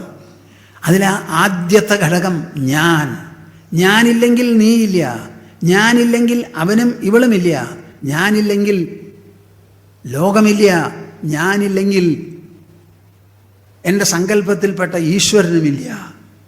ഞാൻ അഹം ബ്രഹ്മാസ്മി. ഞാനാണ് ബ്രഹ്മം. ബ്രഹ്മം ഏത് ബ്രഹ്മം? അന്തിമ സത്യം. ഒരിക്കലും മാഞ്ഞു പോകാത്തത്, തേഞ്ഞു പോകാത്തത്, ഒരിക്കലും ഇളകിമറിയാത്തത്, ഒരിക്കലും നശിപ്പിക്കാനോ റീപ്ലേസ് ചെയ്യാനോ പറ്റാത്തതായ സത്താവിശേഷം. അയം ആത്മാ ബ്രഹ്മ. ഈ ആത്മാവ് ഞാൻ എന്ന് പറയുന്ന വാക്കുകൊണ്ട് സൂചിപ്പിക്കുന്ന ആ സത്യം തന്നെയാണ് അന്തിമ സത്യം. ഇങ്ങനെ 4 മഹാവാക്യങ്ങളാണ് നമ്മുടെ വേദത്തിൽ. എന്നോടൊന്ന് പറയൂ കൂട്ടരെ, നിങ്ങൾ ഈ മഹാവാക്യങ്ങൾ മുഴുവൻ അറിവല്ലേ? അതോ ഇത് വേറെ വല്ലതുമോ? ഇത് സ്വർഗമാണോ? ഇത് നരകമാണോ? ഇത് വൈകുണ്ഠമാണോ? ഇത് കൈലാസമാണോ? ഇത് മേരുപർവ്വതത്തിൻ്റെ മുകളിലുള്ളതാണോ? ഇത് പുറമേയുള്ള ഒരു വസ്തുവല്ല. നമ്മുടെ മനസ്സിനും ബുദ്ധിക്കും ഉണരാനും നിലനിർത്താനുമുള്ള അറിവ് വിശേഷമാണിത്. ആ അറിവാണ് വേദത്തിൽ ആദ്യന്തം, ആദ്യന്തം, ആദ്യന്തം. വേദങ്ങൾ വായിച്ച് പല വിധത്തിലുള്ള കർമ്മങ്ങൾ ചെയ്യാൻ നമ്മെ നിയോഗിക്കുന്നു വേദം എന്ന് പറഞ്ഞ് അതിലെ കർമ്മവിധികളും കർമാനുഷ്ഠാനങ്ങളും അതിൻ്റെ പിന്നാലെ പോകുന്നവരാണ് പലരും. അങ്ങനെ ചെയ്യൂ ചെയ്യില്ല എന്ന് പറയുന്നതല്ല വേദം. വേദം വിധിയോ നിഷേധമോ അല്ല. നേരെ മറിച്ച് വേദം വിജ്ഞാപകമാണ്. മനുഷ്യനെ ഉണർത്തുന്നതാണ്, ഉണർത്തിക്കുന്നതാണ്, മനുഷ്യനെ ബോധിപ്പിക്കുന്നതാണ്. ബുദ്ധിയുള്ള മനുഷ്യന് ആ ബുദ്ധിക്ക് വേണ്ട വിഭവം നൽകി അയാളുടെ ജീവിതത്തെ സുന്ദരം, സുഭഗം, സൗഭാഗ്യപൂരിതമാക്കാനുള്ളതാണ്. മനുഷ്യൻ തേടുന്നത് അറിവാണ്. അറിവ് കയ്യിൽ കിട്ടിയാൽ ആ അറിവിനെ വിനിയോഗിക്കാൻ എങ്ങനെ എന്നുള്ളത് സാധിക്കും. ഐൻസ്റ്റൈൻ ഒരു ഫോർമുല പറഞ്ഞു കൊടുത്തു. E = mc² എന്ന് പറഞ്ഞു കൊടുത്തു. ആ ഫോർമുല കയ്യിൽ കിട്ടിയതിന് ശേഷം ന്യൂക്ലിയർ ബോംബ് ഉണ്ടാക്കി. അതിൻ്റെ പിന്നിൽ കിടന്ന് കളിക്കുന്നത് അറിവാണ് കൂട്ടരെ, അറിവാണ്, അറിവാണ്. ആ അറിവില്ലാത്തത് കൊണ്ടാണ് നാം ഈശ്വരനെ തേടി തേടി നടക്കുന്നത്. ഈ ഈശ്വരൻ സർവ്വദിക്കിലും ഉണ്ടെന്ന് എല്ലാ മതങ്ങളും പ്രഖ്യാപിക്കുന്നു. എല്ലാ ദിക്കിലുമുള്ള ഈശ്വരനെ എങ്ങനെ നാം നഷ്ടപ്പെടും? എങ്ങനെ നാം കവച്ചു വയ്ക്കും? ആ എല്ലാ ദിക്കിലും ഉള്ളിലും പുറത്തും ഒരുപോലെ പരിലസിക്കുന്ന ഒരു വിശേഷപ്പെട്ട പ്രകാശത്തെ, ഒരു വിശേഷപ്പെട്ട സാന്നിധ്യത്തെ മനുഷ്യന് പിടികിട്ടുന്നില്ല എന്ന് പറഞ്ഞാൽ ബുദ്ധിയുള്ളവരെങ്ങനെ വിശ്വസിക്കും? എങ്ങനെ അംഗീകരിക്കും? എങ്ങനെ സമ്മതിക്കും? ഭക്തിയിൽ നമുക്ക് അറിവില്ലാത്തതാണ് നമുക്ക് കുഴപ്പം. ഈശ്വര വിശ്വാസത്തിൽ ഈശ്വരൻ ആര്? ആ ഈശ്വരനെ എങ്ങനെ അന്വേഷിക്കണം? എവിടെ പിടിക്കണം? എല്ലാ ദിക്കിലും ഉള്ളവനാണല്ലോ ഈശ്വരൻ. ആ ഈശ്വരനെ നമുക്ക് പിടിപെടാത്തത് എന്തുകൊണ്ട് എന്ന് ചിന്തിക്കാൻ തുടങ്ങിയാൽ സർവഭക്തന്മാരുടെയും ജീവിതം മാറും, മാറും, മാറും. എത്ര വേഗം എന്ന് പറയാൻ പറ്റില്ല. നമുക്ക് ആവശ്യം ബോധമാണ്, നമുക്ക് ആവശ്യം വിവേകമാണ്, നമുക്ക് ആവശ്യം വിശേഷബുദ്ധിയാണ്. ആ വിശേഷബുദ്ധി എന്ന് പറയുന്നത് ബുദ്ധിയിൽ വരുന്ന വികാസമാണ്, വളർച്ചയാണ്, പുരോഗതിയാണ്, അതിന് വരുന്ന പവിത്രതയാണ്. ആ ബുദ്ധിക്ക് സംഭവിക്കുന്നതോ ബുദ്ധി നേടുന്നതോ ആയ സൂക്ഷ്മതയാണപ്പോൾ അത്. ഇതാണ് നമ്മൾ മനസ്സിലാക്കേണ്ടത്. ഈ വേദം മുഴുവനും വിജ്ഞാപകമാണ്, വിജ്ഞാപകമാണ്. ആ വേദത്തിൽ 4 തട്ടാണ്. ആദ്യമെല്ലാം വേദങ്ങൾ എന്ത് ചെയ്തു? ഭൂമിയിൽ നിന്നങ്ങോട്ട് നോക്കുമ്പോൾ വിസ്തൃതമാണ് ഭൂമി. ആ ഭൂമിയുടെ 4 ഭാഗത്തുമുണ്ട് ആകാശം. നോക്കുമ്പോൾ എന്നും നാം കാണുന്നത് സൂര്യനെയും ചന്ദ്രനെയുമാണ്. രാത്രികാലങ്ങളിൽ അനവധി നക്ഷത്രങ്ങളുമുണ്ട്. അപ്പോൾ എവിടെ നോക്കിയാലും അനന്തതയാണ് നമ്മെ വെല്ലുവിളിക്കുന്നത്, ആഹ്വാനം ചെയ്യുന്നത്, വലയം ചെയ്ത് നിൽക്കുന്നത്. അപ്പോൾ ഭൂമനുഷ്യന് എവിടെ നോക്കിയാലും അനന്തത പ്രകാശിച്ചു കൊണ്ടിരിക്കെ ആ ഭൂമനുഷ്യൻ മേപ്പെട്ടു നോക്കി. ഇതിനെല്ലാറ്റിനും കാരണഭൂതമായ ഉപരിശക്തികൾ ഉണ്ടാവണം എന്ന് പറഞ്ഞ് ഉപരിശക്തികളെ സ്തുതിച്ചു തുടങ്ങി, ആരാധിച്ചു തുടങ്ങി. ആ സ്തുതികളും ഗാനങ്ങളുമാണ് സംഹിത എന്ന് പറയുന്ന ആദ്യത്തെ ഭാഗത്തിലുള്ളത്. അങ്ങനെ കുറേ കാലത്ത് സ്തുതിച്ചും പാടിയും അവർ കഴിച്ചുകൂട്ടി. അവർക്ക് തൃപ്തി വന്നില്ല. നമുക്ക് വേണ്ടപ്പെട്ടവരെ, നമ്മളെ കനിവോടുകൂടി നോക്കി നമ്മെ അനുഗ്രഹിക്കുന്നവരെ വെറുതെ വായ കൊണ്ട് മാത്രം സ്തുതിച്ചത് കൊണ്ട് അവർക്ക് തൃപ്തി വന്നില്ല. അപ്പോൾ എന്തു ചെയ്തു? അവർക്ക് എന്തെങ്കിലും കൊടുക്കണം. അത് കൊടുത്തത് അവർ മേടിച്ചു എന്ന് ഉറപ്പും വരുത്തണം. അതിനുവേണ്ടി എന്ത് ചെയ്യണം എന്ന് ആലോചിച്ചപ്പോഴാണ് അവർക്ക് തോന്നിയത് അഗ്നിയെ കൂട്ടുപിടിക്കുക എന്ന്. അങ്ങനെ അഗ്നിയെ കൂട്ടുപിടിച്ച് വളരെ വിശേഷപ്പെട്ട രൂപത്തിൽ ഒരു ഹോമകുണ്ഡം ഉണ്ടാക്കി. ആ ഹോമകുണ്ഡം എങ്ങനെയും ഉണ്ടാക്കി? വളരെ വിശേഷപ്പെട്ട ഹോമകുണ്ഡം. നിങ്ങൾ വീട്ടിലൊരു കല്യാണം കഴിക്കുമ്പോൾ പെൺകുട്ടിയെ കല്യാണം കഴിക്കാൻ പോകുന്ന വരനും വരൻ്റെ പാർട്ടിയും വരുമ്പോൾ അലങ്കരിച്ച് നിർത്തും. എത്ര അലങ്കരിക്കാൻ പറ്റുമോ അങ്ങനെയൊക്കെ അലങ്കരിക്കും, സത്കരിക്കും. അതൊക്കെയാണല്ലോ നമ്മുടെ സമ്പ്രദായം. അപ്പം നമ്മുടെ സ്തുതിക്ക് അനുസരിച്ച് നാം കൊടുക്കാൻ പോകുന്ന ഉപഹാരം മുഴുവനും സ്വീകരിച്ച് എത്തേണ്ടടുത്ത് എത്തിക്കണം എന്ന് പറഞ്ഞ് അഗ്നിഭഗവാനെ നിയോഗിക്കുന്ന സമയത്ത് അതിന് നാം തയ്യാറാക്കിയിട്ടുള്ള ഹോമകുണ്ഡം വളരെ വിശേഷപ്പെട്ടതാണ്. ചുരുങ്ങിയത് മേഖലാത്രയമെങ്കിലും വേണം. അതാണ് നമ്മുടെ ഹവനകുണ്ഡം മേഖലാത്രയത്തോടു കൂടി ഉണ്ടാക്കുന്നത്. പലതരത്തിലുള്ള ഹോമകുണ്ഡങ്ങളാണ്. അർദ്ധവൃത്തം, വൃത്തം, സമചതുരം, ദീർഘചതുരം, പലതരത്തിലുള്ള ഹോമകുണ്ഡങ്ങളുണ്ട്. ഓരോരുത്തരും ഓരോ ഫലമുണ്ട്, ഓരോന്നിനും ഓരോ ഫലമുണ്ടെന്ന് പറഞ്ഞ് മനുഷ്യരിങ്ങനെ കൊതിപ്പിക്കുകയും ചെയ്യും. അപ്പോഴല്ലേ ചെയ്യുള്ളൂ, വെറുതെ ചെയ്യില്ലല്ലോ ആരും.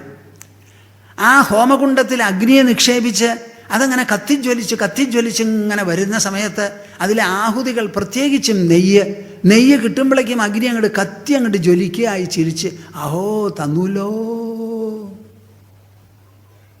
അതിൽ ബാക്കിയുള്ള ആഹുതികളും ഹോമിക്കുക. ഇതാണ് കർമ്മവിധികൾ. കുറേ കാലം കഴിഞ്ഞു, അവർക്ക് തൃപ്തി വന്നില്ല. നമ്മൾ ഹോമിച്ചത് മുഴുവൻ അഗ്നിയിലാണ് ഹോമിച്ചത്. ആ അഗ്നി അത് മുഴുവനും വിഴുങ്ങി ഭസ്മമാക്കി. നമ്മൾ കൊടുത്ത സാധനം എവിടെ പോയി? അഗ്നി തിന്നു.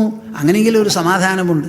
പക്ഷേ നമ്മൾ ഇന്ദ്രനോ ചന്ദ്രനോ വരുണനോ ആർക്കെല്ലാം വേണ്ടി ഹോമിച്ചോ അത് ആ സ്ഥലങ്ങളിലെത്തിയോ? അവരാരെങ്കിലും കിട്ടിയെന്ന് പറയുന്നുണ്ടോ? ഇല്ല. അപ്പം നമ്മൾ പ്രത്യക്ഷമായി ചെയ്യുന്ന കർമ്മത്തിന് അപ്രത്യക്ഷമായ ഒരു ഫലമാണ് നമ്മുടെ മനസ്സിൽ തോന്നുന്നത്. കുറച്ച് കഴിഞ്ഞാലോ കൈ വിറയ്ക്കും, ചൂട് സഹിക്കാൻ പറ്റില്ല, നാവിൽ മന്ത്രം നുഴഞ്ഞു വരില്ല, ഒക്കെ ചെയ്യാൻ ബുദ്ധിമുട്ടായി. ശരീരത്തിന് ജരയാണല്ലോ. അപ്പോൾ കുറേ കാലം ഹോമാഗ്നിയും എല്ലാമായി കഴിഞ്ഞുകൂടിയിട്ട് അവർക്കൊരു തൃപ്തി, ഒരു സാഫല്യം തോന്നുന്നില്ല. മനുഷ്യൻ്റെ മനസ്സിനെ പിടിച്ചു കെട്ടാൻ ലോകത്തിൽ ഒരാൾക്കും സാധിക്കില്ല. ബുദ്ധിയെ മതിൽ കെട്ടി നിർത്താൻ ഒരാൾക്കും പറ്റില്ല. മനസ്സിൻ്റെ വൃത്തികൾ, മനോവൃത്തികളും ബുദ്ധിയുടെ വൃത്തികൾ, ആലോചനകളും എപ്പോഴും ഇങ്ങനെ സമുദ്രത്തിലെ തിരമാല പോലെ വന്നുകൊണ്ടിരിക്കും. ആ തൃപ്തി വരാത്ത അവർ തീരുമാനിച്ചു, ഇങ്ങനെ സ്തുതിക്കുന്ന നാവും ഹോമം ചെയ്യുന്ന കൈകാലുകളും ചുണ്ടുമെല്ലാം തന്നെ കുറച്ച് കഴിഞ്ഞാൽ അത് ചെയ്യാൻ സാധിക്കാത്ത ഒരു നിലയെത്തുകയാണ്. അപ്പം സമാധാനം എന്താ? ഇത്രയും നാളും ചെയ്തു പോന്നത് അങ്ങോട്ട് നിർത്തുക. ഒരു സങ്കടം, വേറെ ഒന്നും പിടിക്കാനൊട്ട് ഇല്ലതാനും. അപ്പം ആകെ മൊത്തം ഒരു നിരാശയും നിഷ്ഫലതയുമാണ് അതിൽ കാണുന്നത്.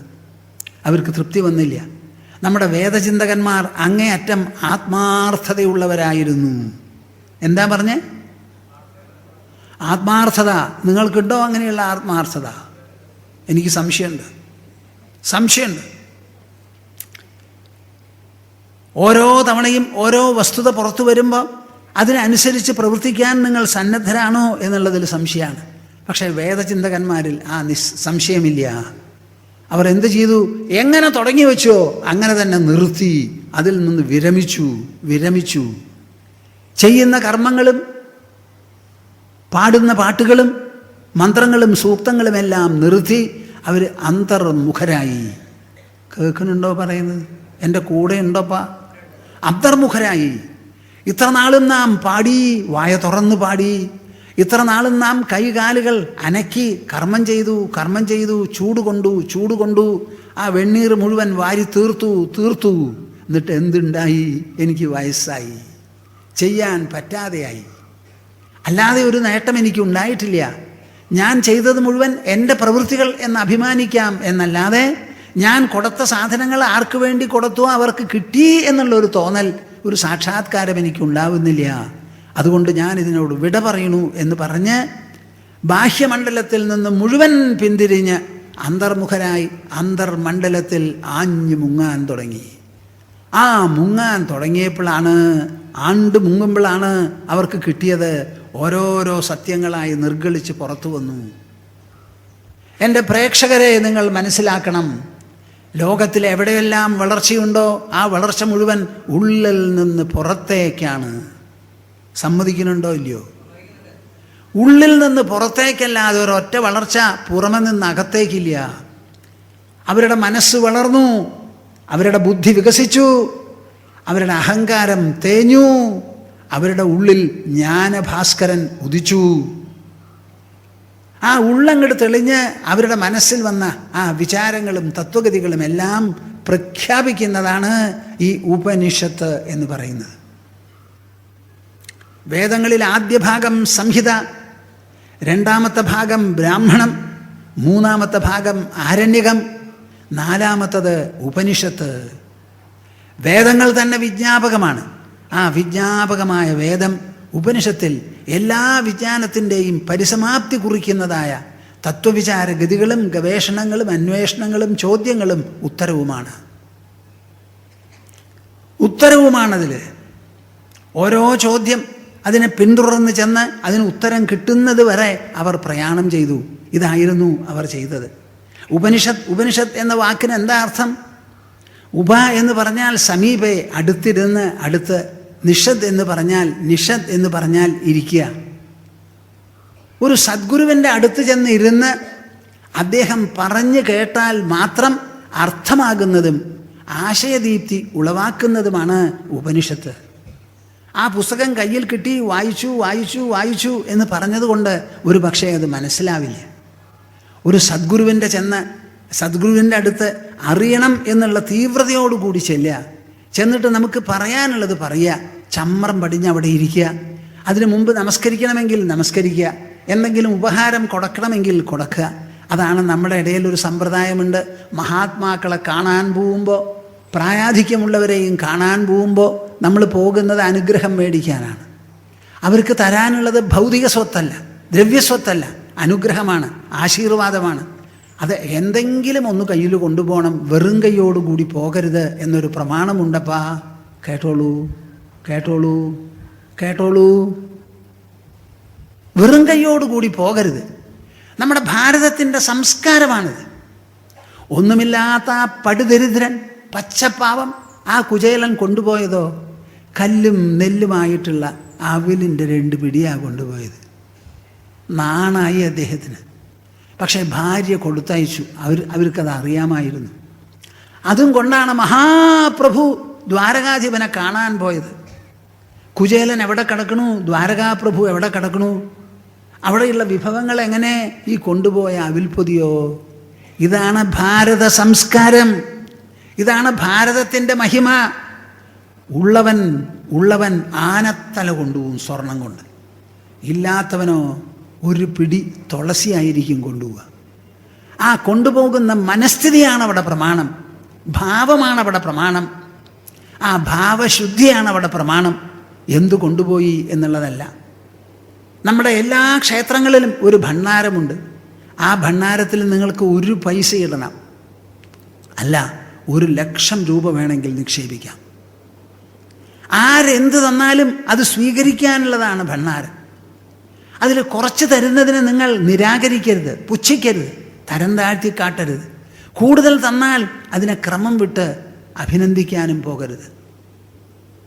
ഭഗവത് സന്താനങ്ങളാണ് ലോകത്തിലുള്ളവരെല്ലാവരും തന്നെ.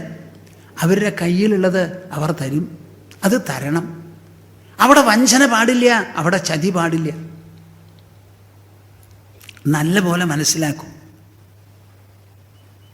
ഒരു സദ്ഗുരുവിൻ്റെ അടുത്തിരുന്ന് അദ്ദേഹം പറഞ്ഞു കേട്ട് സംശയമുണ്ടെങ്കിൽ ചോദിച്ച ആ മറുപടി വേണ്ടതുപോലെ ഉൾക്കൊണ്ട് ക്രമത്തിൽ അങ്ങനെ മേപ്പോട്ട് പോകേണ്ടതാണ് ഈ ഉപനിഷത്ത് എന്ന് പറഞ്ഞാൽ ആ വിദ്യ തന്നെ. അതിലുള്ളത് മുഴുവനും ജ്ഞാനമാണ്, വേദത്തിലുള്ളത് മുഴുവൻ ജ്ഞാനമാണ്. ആ ജ്ഞാന ചർച്ചയുടെ പരിസമാപ്തിയാണ് ഉപനിഷത്തുകൾ കുറിക്കുന്നത്. ആ ഉപനിഷത്തുകളാണ് നമ്മുടെ പ്രസ്ഥാനത്രയത്തിൽ അടിസ്ഥാനമായിട്ടുള്ളത്.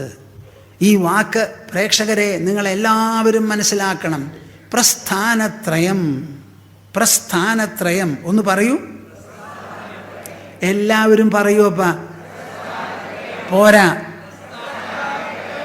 പ്രസ്ഥാനത്രയം. ത്രയം എന്ന് പറഞ്ഞാൽ 3, പ്രസ്ഥാനത്തിൻ്റെ 3 എണ്ണം. എന്താണ് ഈ പ്രസ്ഥാനം? ഒരു വലിയ വാക്കാണ്. സാധാരണ ഇടയിൽ സംസ്കാരമുള്ള കുടുംബങ്ങൾ പറയും അവരിതാ പ്രസ്ഥാനമായി പോയി എന്ന്. ഒരു തരത്തിലുള്ള പ്രയാണം, ഒരു യാത്രയാണ് ഈ പ്രസ്ഥാനം. ഇന്നത്തെ കാലത്ത് മലയാളത്തിൽ അതോ ഇതും ഞങ്ങളുടെ ഒരു പ്രസ്ഥാന, ശ്രീമദ് ഭാഗവത തത്വസമീക്ഷാ സത്രം ഒരു പ്രസ്ഥാനമാണെന്ന് അവരും പറയും. ഇവിടെ പാർട്ടികൾക്കൊക്കെ പ്രസ്ഥാനമാണ്, സോഷ്യൽ ഓർഗനൈസേഷൻസ് ഒക്കെ പ്രസ്ഥാന. പക്ഷെ ശരിക്കും പ്രസ്ഥാനം എന്ന് വെച്ചാൽ പ്രകർഷേനയുള്ള സ്ഥാനം, വിശേഷപ്പെട്ട യാത്ര. യാത്ര എന്ന് പറഞ്ഞാൽ എന്താ?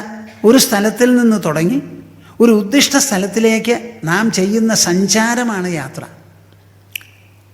അതിൽ പ്രസ്ഥാനം എന്നുള്ള വാക്കിനർത്ഥം വിജിഗീഷോഹോ യാത്ര, ജയം കൈവരിക്കാനുള്ള യാത്ര എന്ന്. എന്ത്? ജയം കൈവരിക്കാൻ, നേടാനുള്ള യാത്ര. അപ്പോൾ ഒരു ചോദ്യം വരുന്നുണ്ട്, പ്രസ്ഥാനത്രയം എന്ന് പറഞ്ഞു, എന്നിട്ടോ അതിലൊക്കെ പെട്ടെന്നാണ് 10 ഉപനിഷത്ത് 11 ഉപനിഷത്ത് എന്ന് പറഞ്ഞു. ഇവിടെ എവിടെയാപ്പാ യാത്ര? ഇതൊക്കെ പുസ്തകങ്ങളാണ് എൻ്റെ മുമ്പിലുണ്ടെങ്കിൽ എനിക്ക് വായിക്കാം, ഗ്രഹിക്കാം, ചർച്ച ചെയ്യാം. അങ്ങനെ വായിച്ചുകൊണ്ടും ചർച്ച ചെയ്തുകൊണ്ടും ഇരിക്കുമ്പോൾ അതൊരു യാത്രയാവുമോ?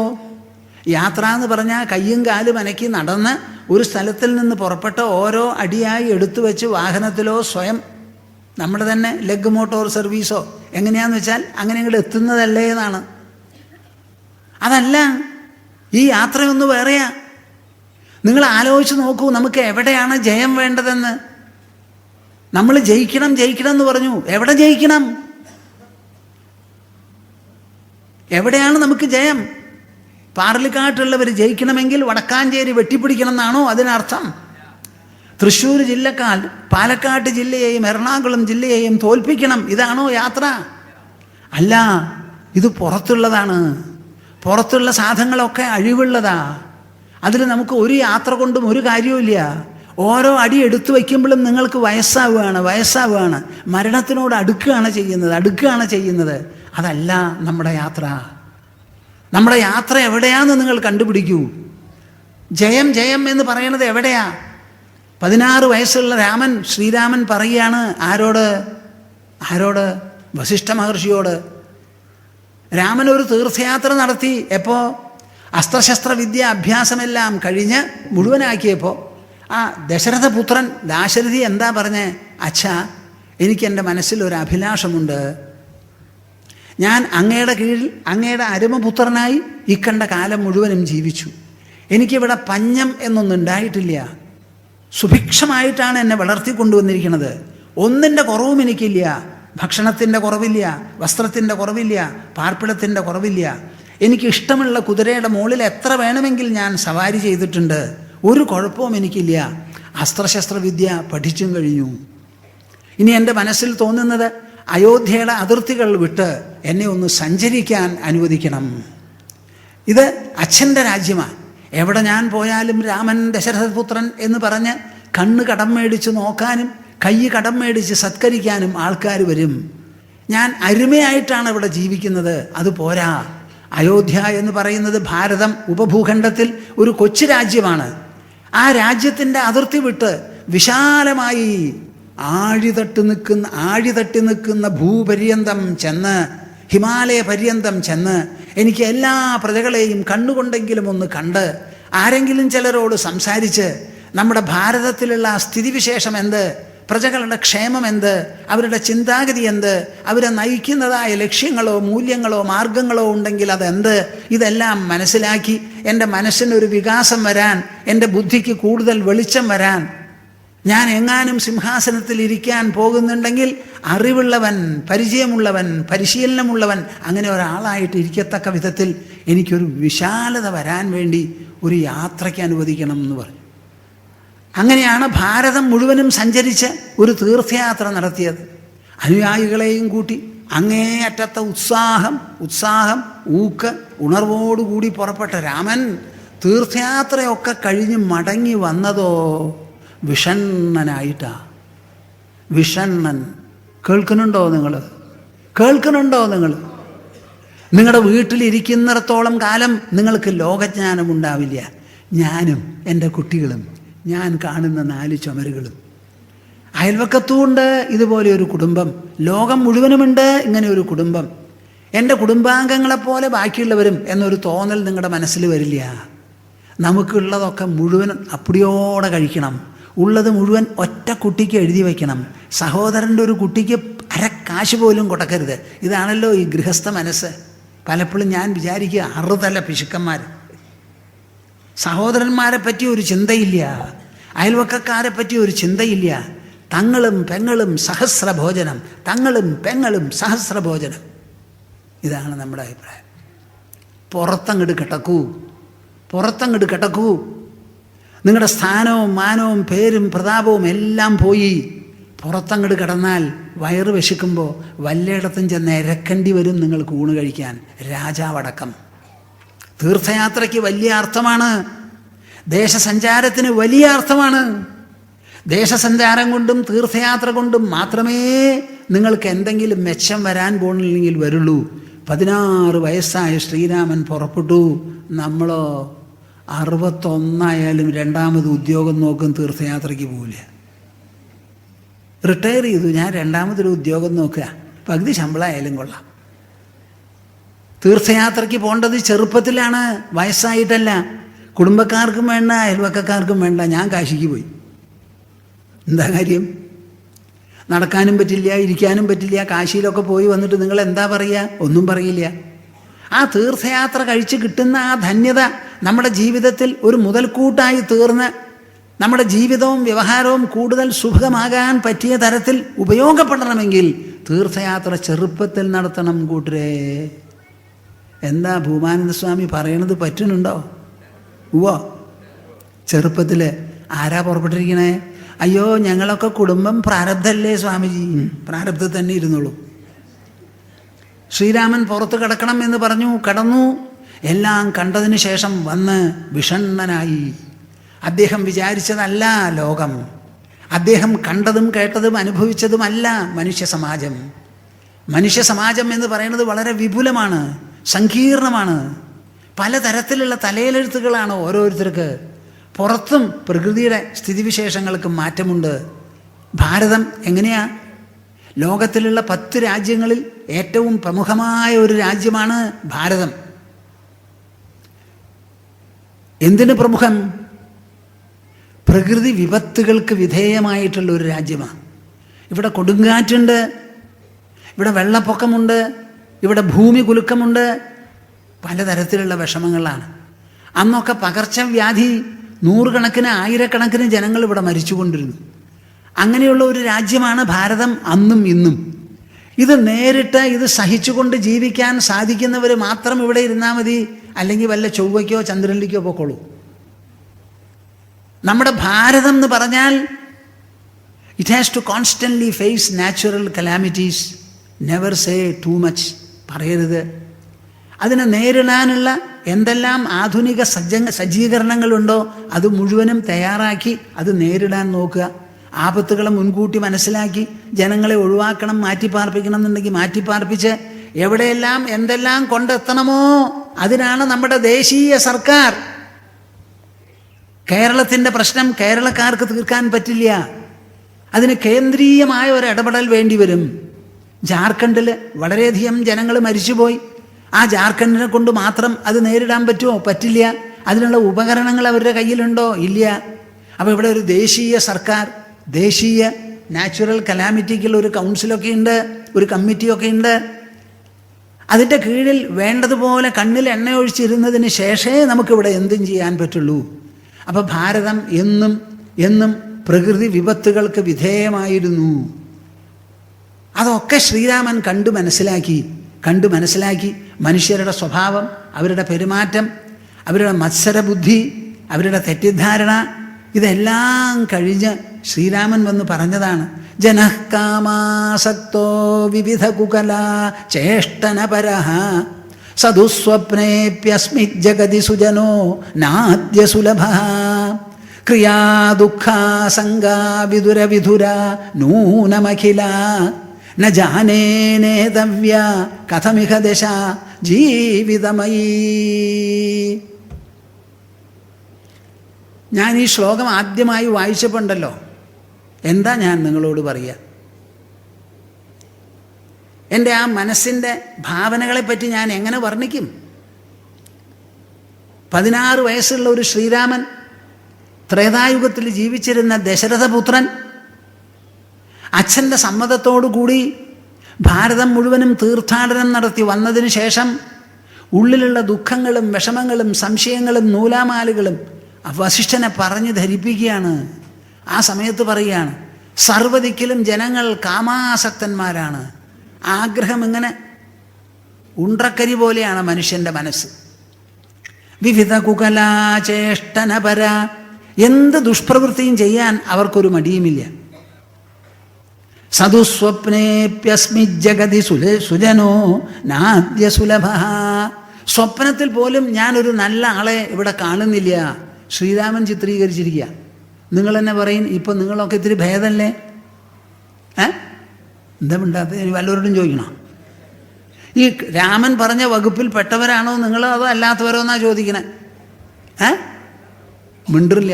അപ്പോൾ ആ വകുപ്പ് പെട്ടവരാ? ഞാൻ പുറത്തു പോയിട്ട് എന്ത് പറയണമെന്നാണ് എനിക്ക് ചോദിക്കണേ. ഞാൻ പറയും ഇതൊക്കെ, ഇവിടെ നടന്ന വർത്തമാനം ഞാൻ പറയും. ഞാൻ സദസ്സിനെ അഡ്രസ്സ് ചെയ്ത് ചോദിച്ചപ്പോൾ അവർ പറയണു കൂട്ടാക്കണില്ല എന്ന്, ഞങ്ങൾ അതിൽ പെട്ടവരല്ല എന്ന് പറയാൻ.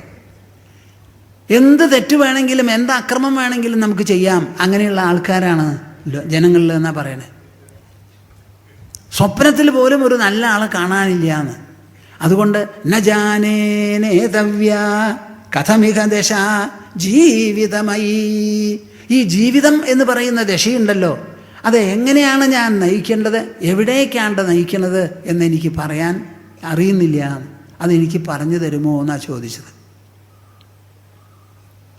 അങ്ങനെ പറഞ്ഞുകൊണ്ടിരിക്കുന്നതിൻ്റെ ഇടയിൽ ശ്രീരാമൻ പറയാണ്, തരന്തി മാതംഗഘടാതരംഗം രണാംബുധിം യേ മയിതേന ശൂരാഃ ശൂരാസ്തയേവേഹ മനസ്തരംഗം ദേഹേന്ദ്രിയാംബോധിമിമം തരന്തി. നിങ്ങൾ എൻ്റെ കൂടെ ത്രേതായുഗത്തിലേക്ക് വരുന്നുണ്ടോ? നിറഞ്ഞ ഒരു സദസ്സാണ്. ശ്രീരാമനോട് വസിഷ്ഠൻ സംസാരിക്കുമ്പോൾ 18 ദിവസം കാലത്ത് മക്കളെല്ലാവരും കൂടി പോയി, രാമനും ലക്ഷ്മണനും പോയി വസിഷ്ഠനെ തേരിൽ കൂട്ടിക്കൊണ്ടുവരും. അവിടെ അങ്ങോട്ട് സദസ്സിലിരുന്ന വസിഷ്ഠൻ സംസാരം തുടങ്ങി. സൂര്യാസ്തമനം വരെ, സന്ധ്യാവന്ദനത്തിന് എണീറ്റ് പോകുന്നത് വരെ സംസാര. രാമനാണ് ചോദിക്കുന്നത്, വസിഷ്ഠനാണ് മറുപടി പറയുന്നത്.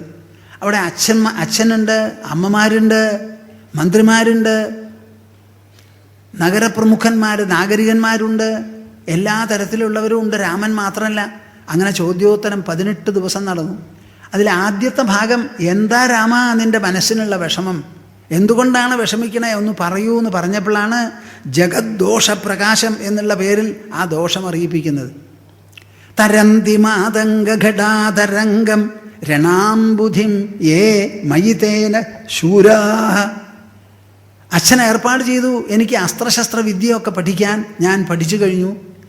ആ കളരി ഞാൻ പയറ്റുന്ന പക്ഷം എന്തുണ്ടാകും? എൻ്റെ മുൻപിലുള്ള സേനകൾ മുഴുവനും അങ്ങോട്ട് അസ്തമിച്ചു പോവും. മാതംഗഘടാതരംഗം രണാംബുധിം. ഒരു യുദ്ധക്കുളത്തിൽ ആരൊക്കെയാണ് ഉണ്ടാവുക? കാലാൾപ്പടയുണ്ടാവും, കുതിരപ്പടയുണ്ടാവും, തേരുകളുണ്ടാവും, ആനകളുണ്ടാവും. ഏറ്റവും ഉയരത്തിലുള്ളത് ആനയാണ്. അങ്ങനെ ആനകളുടെ മസ്തകം പൊന്തി ഇങ്ങനെ നിൽക്കുമല്ലോ. ആ കാണുന്നതിൽ മുഴുവൻ ആക്രമിച്ച് കീഴടക്കി ഓരോന്നിനെയും തട്ടി താഴത്തി അങ്ങോട്ട് പോയാൽ അതല്ല വീര്യം, അതല്ല പരാക്രമം, അതല്ല ജയം. അതിനാണ് ഞാനിത് പറയുന്നത്. മനസ്സിലാവുന്നുണ്ടോ? ഇല്ല. എന്താണ് ജൈത്രയാത്ര എന്ന് ചോദിച്ചാൽ, ജയിക്കാനുള്ള യാത്ര എവിടെയാ, എന്താന്നുള്ള ചോദ്യത്തിന് മറുപടി. അപ്പം ധാരാളം ആനകൾ, ഗജേന്ദ്രപ്പടകയും അടക്കമുള്ളതായ യുദ്ധക്കളത്തിൽ ശത്രുക്കളോട് പോരാടി ഓരോന്നായി തട്ടി താഴത്തിട്ട് ആ പടക്കളം മുഴുവനും ശൂന്യമാക്കി താൻ മാത്രമേ ഉള്ളൂ, തൻ്റെ സൈന്യം മാത്രമേ ഉള്ളൂ എന്നുള്ള നിലയ്ക്ക് ഒരു ജയം കൈവരിച്ചാൽ എൻ്റെ മഹർഷിയെ ഞാനതിനെ ജയമായി പരിഗണിക്കുന്നില്ല. എനിക്ക് അതല്ല വേണ്ടത്. പിന്നെ എന്തു വേണം? ശൂരാസ്തയേവേഹ മനസ്തരംഗം ദേഹേന്ദ്രിയാം ബോധിമിമം തരന്തി. നമ്മുടെ ദേഹത്തിൻ്റെയും ഇന്ദ്രിയങ്ങളുടെയും ഉള്ളിലുള്ള ഒരു വിശേഷപ്പെട്ട സമുദ്രമുണ്ടവിടെ. കേൾക്കുന്നുണ്ടോ? നമ്മുടെ കണ്ണുകൊണ്ട് കണ്ട് ഈ ലോകത്തിനെ മുഴുവൻ ഗ്രഹിക്കുന്നുണ്ടല്ലോ. ആ ഗ്രഹിക്കണതോ നോക്കൂ, ഈ പന്തലിങ്ങനെ ചുറ്റും അതിലുള്ള കർട്ടൻ, ഇത് മുഴുവനും എൻ്റെ ചെറിയ 2 കണ്ണുകൊണ്ട് ഞാൻ കാണുകയാണ്. അതിൻ്റെ വിസ്താരം മുഴുവനും ഞാൻ ഇവിടെ നിന്ന് അനുഭവിക്കണു. എത്ര വിസ്താരമുണ്ടോ ആ വിസ്താരം മുഴുവൻ എൻ്റെ ഉള്ളിൽ ഞാൻ സ്വന്തമായി അനുഭവിക്കണു. അപ്പം ഈ വിസ്താരം മുഴുവൻ ഉള്ളിൽ അനുഭവിക്കുമ്പോൾ എൻ്റെ ഉള്ളും വളരെ വിസ്താരപ്പെട്ടതല്ലേ? എന്താ മിണ്ടാതെ? നിങ്ങൾ ശരിക്ക് പറയണോ അതോ മടി കൊണ്ട് പറയണോ? ഈ ആകാശത്തിൻ്റെ വ്യാപ്തി മുഴുവനും നക്ഷത്രങ്ങളെ മുഴുവനും കാണുമ്പോൾ അവിടെ പോകാതെയാണ് നമ്മൾ പറയണത് കണ്ടൂന്ന്. സൂര്യൻ ഉദിക്കുമ്പോൾ സൂര്യൻ്റെ അടുക്കലേക്ക് നമ്മൾ പോണില്ല, ഉദിച്ചു എന്ന് പറയണു. ആ ഉദിപ്പ് നമ്മുടെ മനസ്സിലാണ് നാം കാണുന്നത്, ദൂരമടക്കം. അപ്പം നമ്മുടെ ഉള്ളിൽ വലിയ ഒരു വിശാലതയാണ്, അതൊരു സമുദ്രമാണ്. ആ സമുദ്രത്തിലുള്ള തരംഗങ്ങളുണ്ടല്ലോ, ദേഹേന്ദ്രിയാംബോധിം ശൂരാസ്തയേ വേഗ മനസ്തരംഗം. ആ മനസ്സിൻ്റെ തരംഗങ്ങളുണ്ടല്ലോ, എന്തൊക്കെയാ? അതിൽ കാമം, ക്രോധം, ലോഭം, മോഹം, മദം, ആശ്ചര്യം, അഹങ്കാരം, അഭിമാനം എന്ന് തുടങ്ങി എന്തെല്ലാമോ സൃഷ്ടികളാണ് മനസ്സ് സൃഷ്ടിക്കുന്നത് ഈ ഉള്ളിലുള്ള സമുദ്രത്തിൽ. അതിനെ മുഴുവനും അടക്കി അതിൽ നീന്തി കയറി മറുകര ചെല്ലാൻ സാധിച്ചാൽ അതാണ് ശരിയായിട്ടുള്ള ജൈത്രയാത്ര. അതാണ് ധൈര്യം, അതാണ് വീര്യം, അതാണ് പരാക്രമം. അപ്പം നിങ്ങൾ പറയൂ, ഏതാണ് ജൈത്രയാത്ര? പ്രസ്ഥാനത്രയം എന്നുള്ള വാക്കിനർത്ഥം വിജയിക്കാൻ ഇച്ഛിക്കുന്നവൻ്റെ ജൈത്രയാത്ര. അതാണ് ഇവിടെ പറയുന്നത്. അപ്പം നമ്മുടെ വിജയിക്കേണ്ടത് എന്താ? നമ്മുടെ ഉൾമണ്ഡലം. നമ്മുടെ മനസ്സിനെയാണ് നമുക്ക് കീഴടക്കാനുള്ളത്, നമ്മുടെ ബുദ്ധിയാണ് നമുക്ക് വിനിയോഗിക്കാനുള്ളത്. നമ്മുടെ ഉള്ളിൽ നാം ജയം കൈവരിച്ചാൽ നമ്മൾ ആത്മജയം വന്നു നമുക്ക്. അതുവരെ നാം പരാജിതരാണ്. അപ്പം നമ്മുടെ മനസ്സിനെയും ബുദ്ധിയെയും വേണ്ടതുപോലെ വിനിയോഗിച്ച് നമ്മൾ ഉൾമണ്ഡലത്തിൽ വിജയം കൈവരിക്കാനുള്ള ഒരു യാത്രയാണ് ഈ പ്രസ്ഥാനത്രയത്തിൽ എല്ലാം ചിത്രീകരിക്കുന്നത്. അതിൽ ആധാരഭൂതമായിട്ടുള്ളതാണ് ഉപനിഷത്ത്. ആ ഉപനിഷത്ത് നടന്നത് അനാദികാലം, നമുക്ക് പറയാൻ പറ്റില്ല. ആ ഉപനിഷത്തിലുള്ള തത്വങ്ങളെ മുഴുവനും പ്രായോഗികമായ ഒരു പശ്ചാത്തലത്തിൽ മഹാഭാരത യുദ്ധം നടന്ന കുരുക്ഷേത്രത്തിൽ അർജുനൻ്റെ മനസ്സ് തകർന്ന് തരിപ്പണമായപ്പോൾ ആ തകർച്ചയും തളർച്ചയും മാറ്റി രണ്ടാമതും അർജുനൻ്റെ തളർച്ചയും തകരാറുമെല്ലാം നീക്കി രണ്ടാമതും ആ താഴത്ത് വഴുതി വീണ് ഗാണ്ഡീവം കയ്യിലെടുത്ത് ഒരു യുദ്ധമല്ല 12 യുദ്ധം വേണമെങ്കിൽ ഞാൻ ചെയ്യാം എന്ന് പറയിപ്പിച്ചത് ഈ ഭഗവത്ഗീതയാണ്. അങ്ങനെ പറയിപ്പിക്കാൻ പറ്റിയ തരത്തിൽ ഉപനിഷത്തിനെ വർണ്ണിച്ച് വിവരിച്ച് പ്രായോഗിക സിദ്ധാന്തമാക്കി കൊടുത്തു. ഉപനിഷത്ത് അനാദികാലം അപ്പോൾ എഴുതിയതാ. ഈ മഹാഭാരതമോ 5152 കൊല്ലം മുൻപ് എഴുതിയതാ. ഇതാണ് പ്രസ്ഥാനത്രയത്തിൽ രണ്ടാമത്. അപ്പോൾ അർജുനനെ വിജയിപ്പിച്ച യാത്രയാണ് ഈ ഭഗവത്ഗീത. അതിൻ്റെ മൂലം കിടക്കുന്നത് ഉപനിഷത്തിലാണ്. ഇനി ഒരെണ്ണം ബ്രഹ്മസൂത്രം എന്ന് പറയും. 555 സൂത്രങ്ങൾ. സൂത്രം എന്ന് പറഞ്ഞാൽ എന്താ? അല്പാക്ഷരങ്ങളിലും അല്പവാക്കുകളിലും അടങ്ങുന്ന അതിമഹത്തായ ഒരു സന്ദേശം. അങ്ങനെ 555 എണ്ണമാണ് ബ്രഹ്മസൂത്രത്തിൽ. അത് എഴുതിയത് വ്യാസദേവനാണ്. അപ്പം മഹാഭാരതം എഴുതിയ കാലത്ത് തന്നെയാണ് വ്യാസൻ എഴുതിയത് സൂത്രം. ആ സൂത്രത്തിൽ മുഴുവൻ യുക്തിസഹമായിട്ടുള്ള അവതരണമാണ്. ഭഗവത്ഗീതയിൽ നടന്ന ചരിത്ര സംഭവത്തെ ആധാരമാക്കിയിട്ടുള്ളതാണ് ഭഗവത്ഗീത. ഉപനിഷത്തുകളിലോ ആ ഉപനിഷത്ത് ചിന്തകന്മാരുടെ മനസ്സിൽ നടന്നതെന്തോ, അവർ കണ്ടതും അനുഭവിച്ചതുമെന്തോ, അതാണ് ഉപനിഷത്തുകളിൽ. ഇത് മൂന്നും അടങ്ങുന്നതാണ് പ്രസ്ഥാനത്രയം. ഇത് നമ്മുടെ മുൻപിൽ എഴുതി വച്ചിട്ടുള്ള ഗ്രന്ഥമാണ്. താളിയോലയുടെ ഞരമ്പ്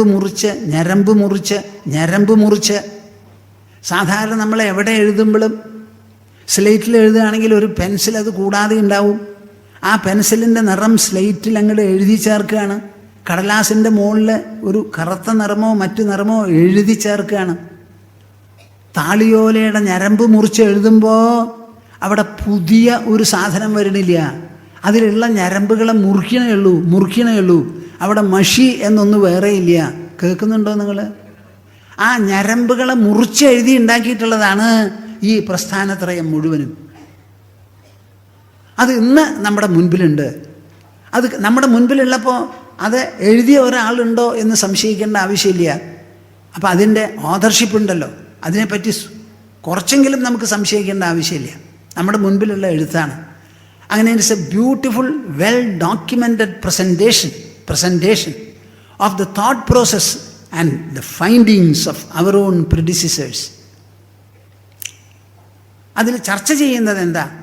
മനുഷ്യജീവിതത്തിൽ മനുഷ്യൻ വിജയിക്കേണ്ടത് എന്തിനെ, എങ്ങനെ, എപ്പോൾ, എവിടെ. നമ്മുടെ ജീവിതം ഒരു ജൈത്രയാത്രയാവണം. പക്ഷേ എന്തിനെയാണ് നമുക്ക് ജയിക്കാനുള്ളത്? എന്താണ് നമ്മുടെ ലക്ഷ്യം? അത് പുറത്തോ അകത്തോ എന്ന് നമ്മളോട് പറയുന്നതാണ്. ഇത്രയുമാണ് ഈ പ്രസ്ഥാനത്രയത്തെ പറ്റി എനിക്ക് പറയാനുള്ളത്. ഈ പ്രസ്ഥാനത്രയത്തിൽ ഉപനിഷത്താണ് അധിഷ്ഠാനം. ആ ഉപനിഷത്തോ 140 ചില്ലാനം ഉപനിഷത്തുണ്ട്. അതിൽ പ്രധാനപ്പെട്ടത് 10 ശ്വേതാശ്വതരോപനിഷത്ത് 11. ഈ 11 ഉപനിഷത്തുകൾക്കാണ് ശങ്കരാചാര്യർ ഭാഷ്യം എഴുതിയിരിക്കുന്നത്. അദ്ദേഹം എഴുതിയത് 1200 കൊല്ലം മുൻപാണ്. അതുവരെ ഈ ഉപനിഷത്തുകൾ ഉണ്ടെങ്കിലും വേണ്ടതുപോലെ മനുഷ്യർ മനസ്സിലാക്കാതെ ഗ്രഹിക്കാതെ അങ്ങനെ കിടക്കുകയായിരുന്നു. ഇപ്പം നിങ്ങളാരും മിക്കവാറും ഉപനിഷത്ത് കേട്ടിട്ടുണ്ടാവില്ല. അങ്ങനെ അറിയാതെ കിടക്കുകയായിരുന്നു. അത് ശങ്കരാചാര്യരാണ് അദ്ദേഹത്തിൻ്റെ തപോജീവിതത്തിൽ ആ ഉപനിഷത്തുകളെടുത്ത് ജനങ്ങൾക്ക് മനസ്സിലാക്കണം എന്ന് വിചാരിച്ച് ഒരു ഭാഗത്ത് കാൽനടയായി യാത്ര ചെയ്തുകൊണ്ടിരുന്നു, മറുഭാഗത്ത് കയ്യും വിരലും ഉപയോഗിച്ച് മുറിച്ച് ഭാഷ്യവും എഴുതിയതിന്. അതിനുശേഷമാണ് പ്രസ്ഥാനത്രയം എന്നൊരു സമ്പത്ത് ഭാരതീയരുടെ പൈതൃകമായി നിലനിൽക്കുന്നു. അതിമഹത്ത്, അത്യുത്തുംഗം, അത്യുത്കൃഷ്ടം, എല്ലാം കൊണ്ടും ശ്രേഷ്ഠം, നിസ്തുലം, നിരുപമം, അതിനോട് കടപിടിക്കാൻ ഒന്നുമില്ല. ഇതാണ് മനുഷ്യൻ്റെ വിജയരഹസ്യം. മനുഷ്യൻ്റെ മനസ്സ് സാധാരണ നമ്മൾ ധരിച്ചിരിക്കുന്നത് പോലെ ചെറുതല്ല, അത് കടുകല്ല, അത് പുളിയങ്കുരുവല്ല, അത് മഹാമേരുവിന് സമവും കൂടിയല്ല. സമുദ്രത്തെയും ആകാശത്തെയും അതിജീവിക്കുമാറുള്ള വിഭവം ഈ മനസ്സിനുണ്ട്. മനസ്സിൻ്റെ ഉള്ളിൽ ലോകം മുഴുവനും നിസ്സാരം. ആ മനസ്സിൻ്റെ പവിത്രത എന്ന് പറഞ്ഞാൽ അതിലേറെ ലോകത്തിൽ ആരാധ്യമോ ആകർഷകമോ ആയി ഒന്നും തന്നെയില്ല. മനസ്സിനെ പവിത്രമാക്കുക, അന്തരാത്മാവിനെ സാക്ഷാത്കരിക്കുക, ലോകത്തിൽ വിജയശ്രീ ലാളിതനായി സഞ്ചരിക്കുക, എല്ലാവരെയും അനുഗ്രഹിക്കുക, ഒരൊറ്റ ആളെയും ഉപദ്രവിക്കരുത്, ഒരു ജ്ഞാനഭണ്ഡാരമായി ജീവിക്കൂ. ആത്മസംതൃപ്തിയുടെ പര്യായ ശബ്ദമാകട്ടെ നിങ്ങളുടെ പേരും നിങ്ങളുടെ സ്വരൂപവും എന്നിങ്ങനെ വിശേഷപ്പെട്ട പാഠങ്ങളും മൂല്യങ്ങളും ഓതുന്നതാണ് ഈ ഉപനിഷത്ത്. ആ ഉപനിഷത്തിൽ ഒരെണ്ണം ആദ്യം ഞാൻ വായിച്ചതായിരുന്നു മുണ്ടകോപനിഷത്ത്. ആ മുണ്ടകോപനിഷത്തിൻ്റെ തുടക്കവും എല്ലാം വളരെ വിശേഷപ്പെട്ടതാണ്. ബ്രഹ്മാദേവാനാം പ്രഥമഃ സംബഭൂവ വിശ്വസ്യ കർത്ത ഭുവനസ്യ ഗോപ്ത സ ബ്രഹ്മവിദ്യാം സർവവിദ്യാപ്രതിഷ്ഠാം അഥർവായ ജ്യേഷ്ഠപുത്രായ പ്രാഹ. അത് തുടങ്ങുന്ന തുടക്കം നിങ്ങളൊന്ന് ആലോചിക്കൂ. ബ്രഹ്മാദേവാനാം പ്രഥമഃ സംബഭൂവ, ദേവന്മാരിൽ അഗ്രഗണ്യൻ പ്രഥമനായിരിക്കുന്ന ബ്രഹ്മാവ് ഉണ്ടായി. ആരായി ബ്രഹ്മാവ്? സ്വയംഭൂ. അദ്ദേഹത്തിന് ശേഷം അദ്ദേഹം രചിച്ചതാണ് ബാക്കിയുള്ളവരെയൊക്കെ. നമ്മൾക്കൊക്കെ അച്ഛനമ്മമാരുണ്ട്, അവർക്ക് അച്ഛനമ്മമാരുണ്ട്. പക്ഷേ ആദ്യത്തെ അച്ഛനമ്മമാർ എവിടുന്ന് ജനിച്ചു എന്ന് ചോദിച്ചാൽ അവർക്ക് അച്ഛനമ്മ ഉണ്ടാവുമോ? എന്താ അവരും മിണ്ടാതെ? ആദ്യത്തെ അച്ഛനും അമ്മയും അച്ഛനമ്മമാരുണ്ടാവുമോ? ഇത്ര മോശമാണ് നമ്മുടെ സദസ്സ്. ആദ്യത്തെ എന്നാണ് ഞാൻ പറഞ്ഞിരിക്കുന്നത്. ആദ്യം അച്ഛനമ്മമാരുണ്ടായി, അവർക്ക് അച്ഛനമ്മമാരുണ്ടാവുമോ? അപ്പം അവരുടെ മുമ്പിൽ ആരാന്നാ പിന്നെ ചോദിക്കുക. അപ്പം ആദ്യത്തെ അച്ഛനമ്മമാർക്ക് അച്ഛനമ്മമാരുണ്ടാവില്ല. ആ ബ്രഹ്മാവിനെ പറ്റിയിട്ടാണ് പറയണത്. ആ ബ്രഹ്മാവിന് എന്തുണ്ടായി? പ്രഥമഃ സംബഭൂവ, ദേവന്മാരിൽ വെച്ച് പ്രഥമനാണ് അദ്ദേഹം. വിശ്വസ്യ കർത്ത, ഈ ലോകത്തിന് മുഴുവൻ സൃഷ്ടിച്ച ആളാണ്, സൃഷ്ടിച്ച ശക്തിവിശേഷമാണ് ബ്രഹ്മാവ്. ഭുവനസ്യ ഗോപ്ത, ഈ വിശ്വത്തിന് മുഴുവൻ രചിച്ചു. നിങ്ങൾ താമസിക്കുന്ന ലോകമുണ്ടല്ലോ, ആ ലോകത്തിന് ഗോപ്ത, അതിനെ സന്ധാരണം ചെയ്ത് വേണ്ടതുപോലെ താങ്ങി നിലനിർത്തി വരുന്നു. സഹ, അദ്ദേഹം എന്തു ചെയ്തു? ബ്രഹ്മവിദ്യാം സർവവിദ്യാപ്രതിഷ്ഠാം. എത്ര മനസ്സ് കൊടുത്തുകൊണ്ടാണ് ഞാൻ പറയണേന്നറിയോ? ബ്രഹ്മവിദ്യാം, ബ്രഹ്മവിദ്യയെ എന്താണ് ഈ ബ്രഹ്മവിദ്യ? സർവവിദ്യാ പ്രതിഷ്ഠാം. ഈ ലോകത്തിൽ എന്തെല്ലാം അറിവുണ്ടോ ആ അറിവുകൾക്ക് മുഴുവനും അടിസ്ഥാനമായിട്ടുള്ള ബ്രഹ്മവിദ്യ. എന്തെല്ലാം ഇവിടെ ജ്ഞാനമുണ്ടോ, അറിവുണ്ടോ, ബ്രാഞ്ചസ് ഓഫ് നോളേജ് ഉണ്ടോ, ഫിസിക്സ്, കെമിസ്ട്രി, മാത്തമാറ്റിക്സ് എന്ന് തുടങ്ങി എന്തൊക്കെയുണ്ടോ ആ എല്ലാ അറിവിനും നിദാനവും അധിഷ്ഠാനവുമായിരിക്കുന്ന ബ്രഹ്മവിദ്യ അഥർവായ ജ്യേഷ്ഠപുത്രായ പ്രാഹ. തൻ്റെ ജ്യേഷ്ഠപുത്രൻ അഥർവാനുണ്ടല്ലോ, ആ അഥർവാനെ വിളിച്ച് എൻ്റെ പൊന്നുമോനെ ഇരിക്കൂ, ഞാൻ നിനക്ക് പറഞ്ഞു തരാം. ഇതാണ് എല്ലാ അറിവുകൾക്കും ഉറവിടം, സ്രോതസ്സായിട്ടുള്ളത്. ഇത് വിട്ട് വേറെ ഒന്നുമില്ല, ഒന്നുമില്ല, ഒന്നുമില്ല. ഇത് മനസ്സിലാക്കണം എന്ന് പറഞ്ഞ് വാത്സല്യത്തോടുകൂടി അരുമപുത്രനെ വിളിച്ച് ഉപദേശിച്ചു.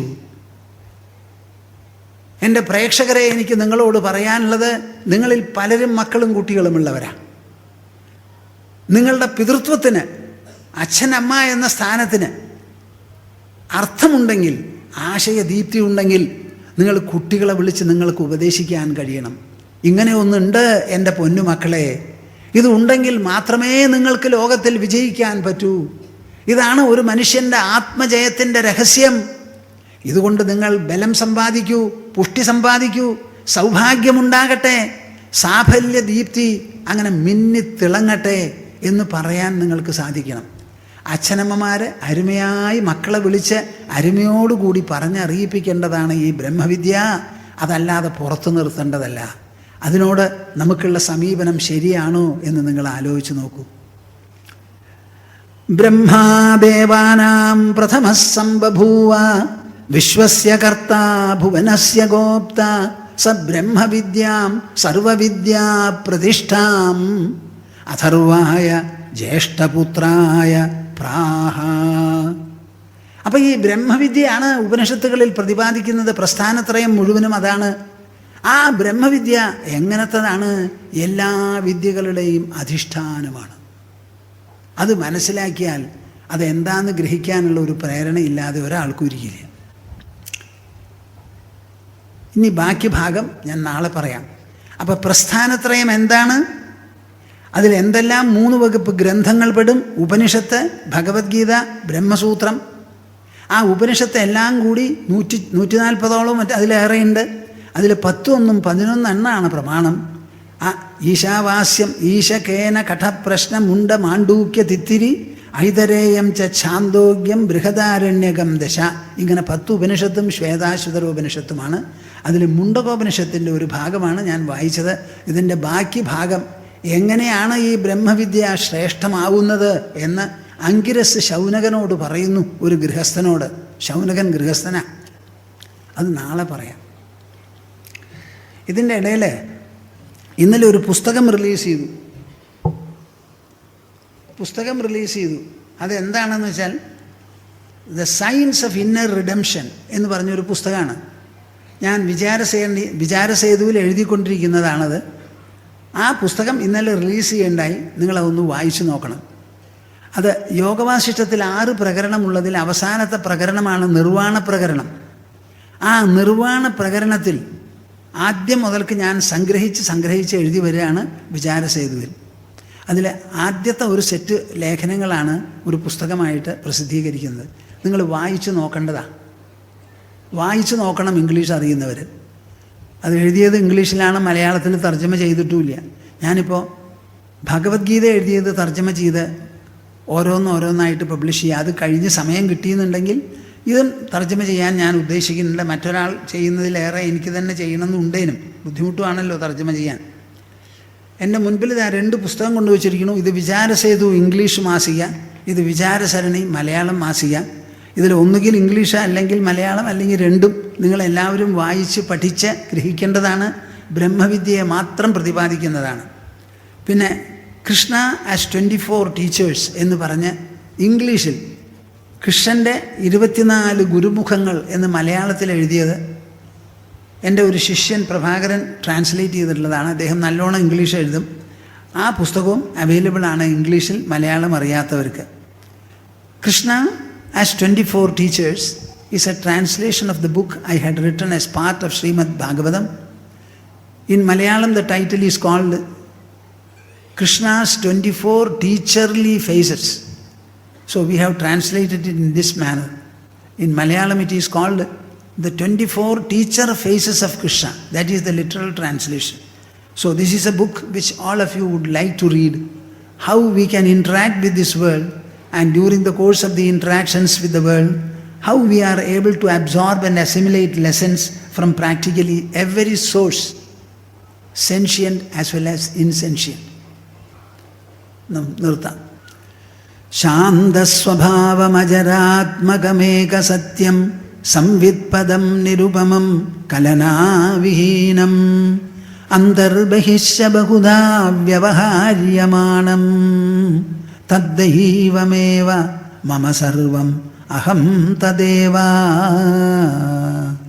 പ്രബുദ്ധം വിമുക്തം വികാരാദിഹീനം പ്രസന്നം സദാ നിത്യബോധസ്വരൂപം പരം നിശ്ചലം നിർഗുണം സർവരൂപം ഭജേഹം സദാനുസ്മരാമി പ്രണൗമി.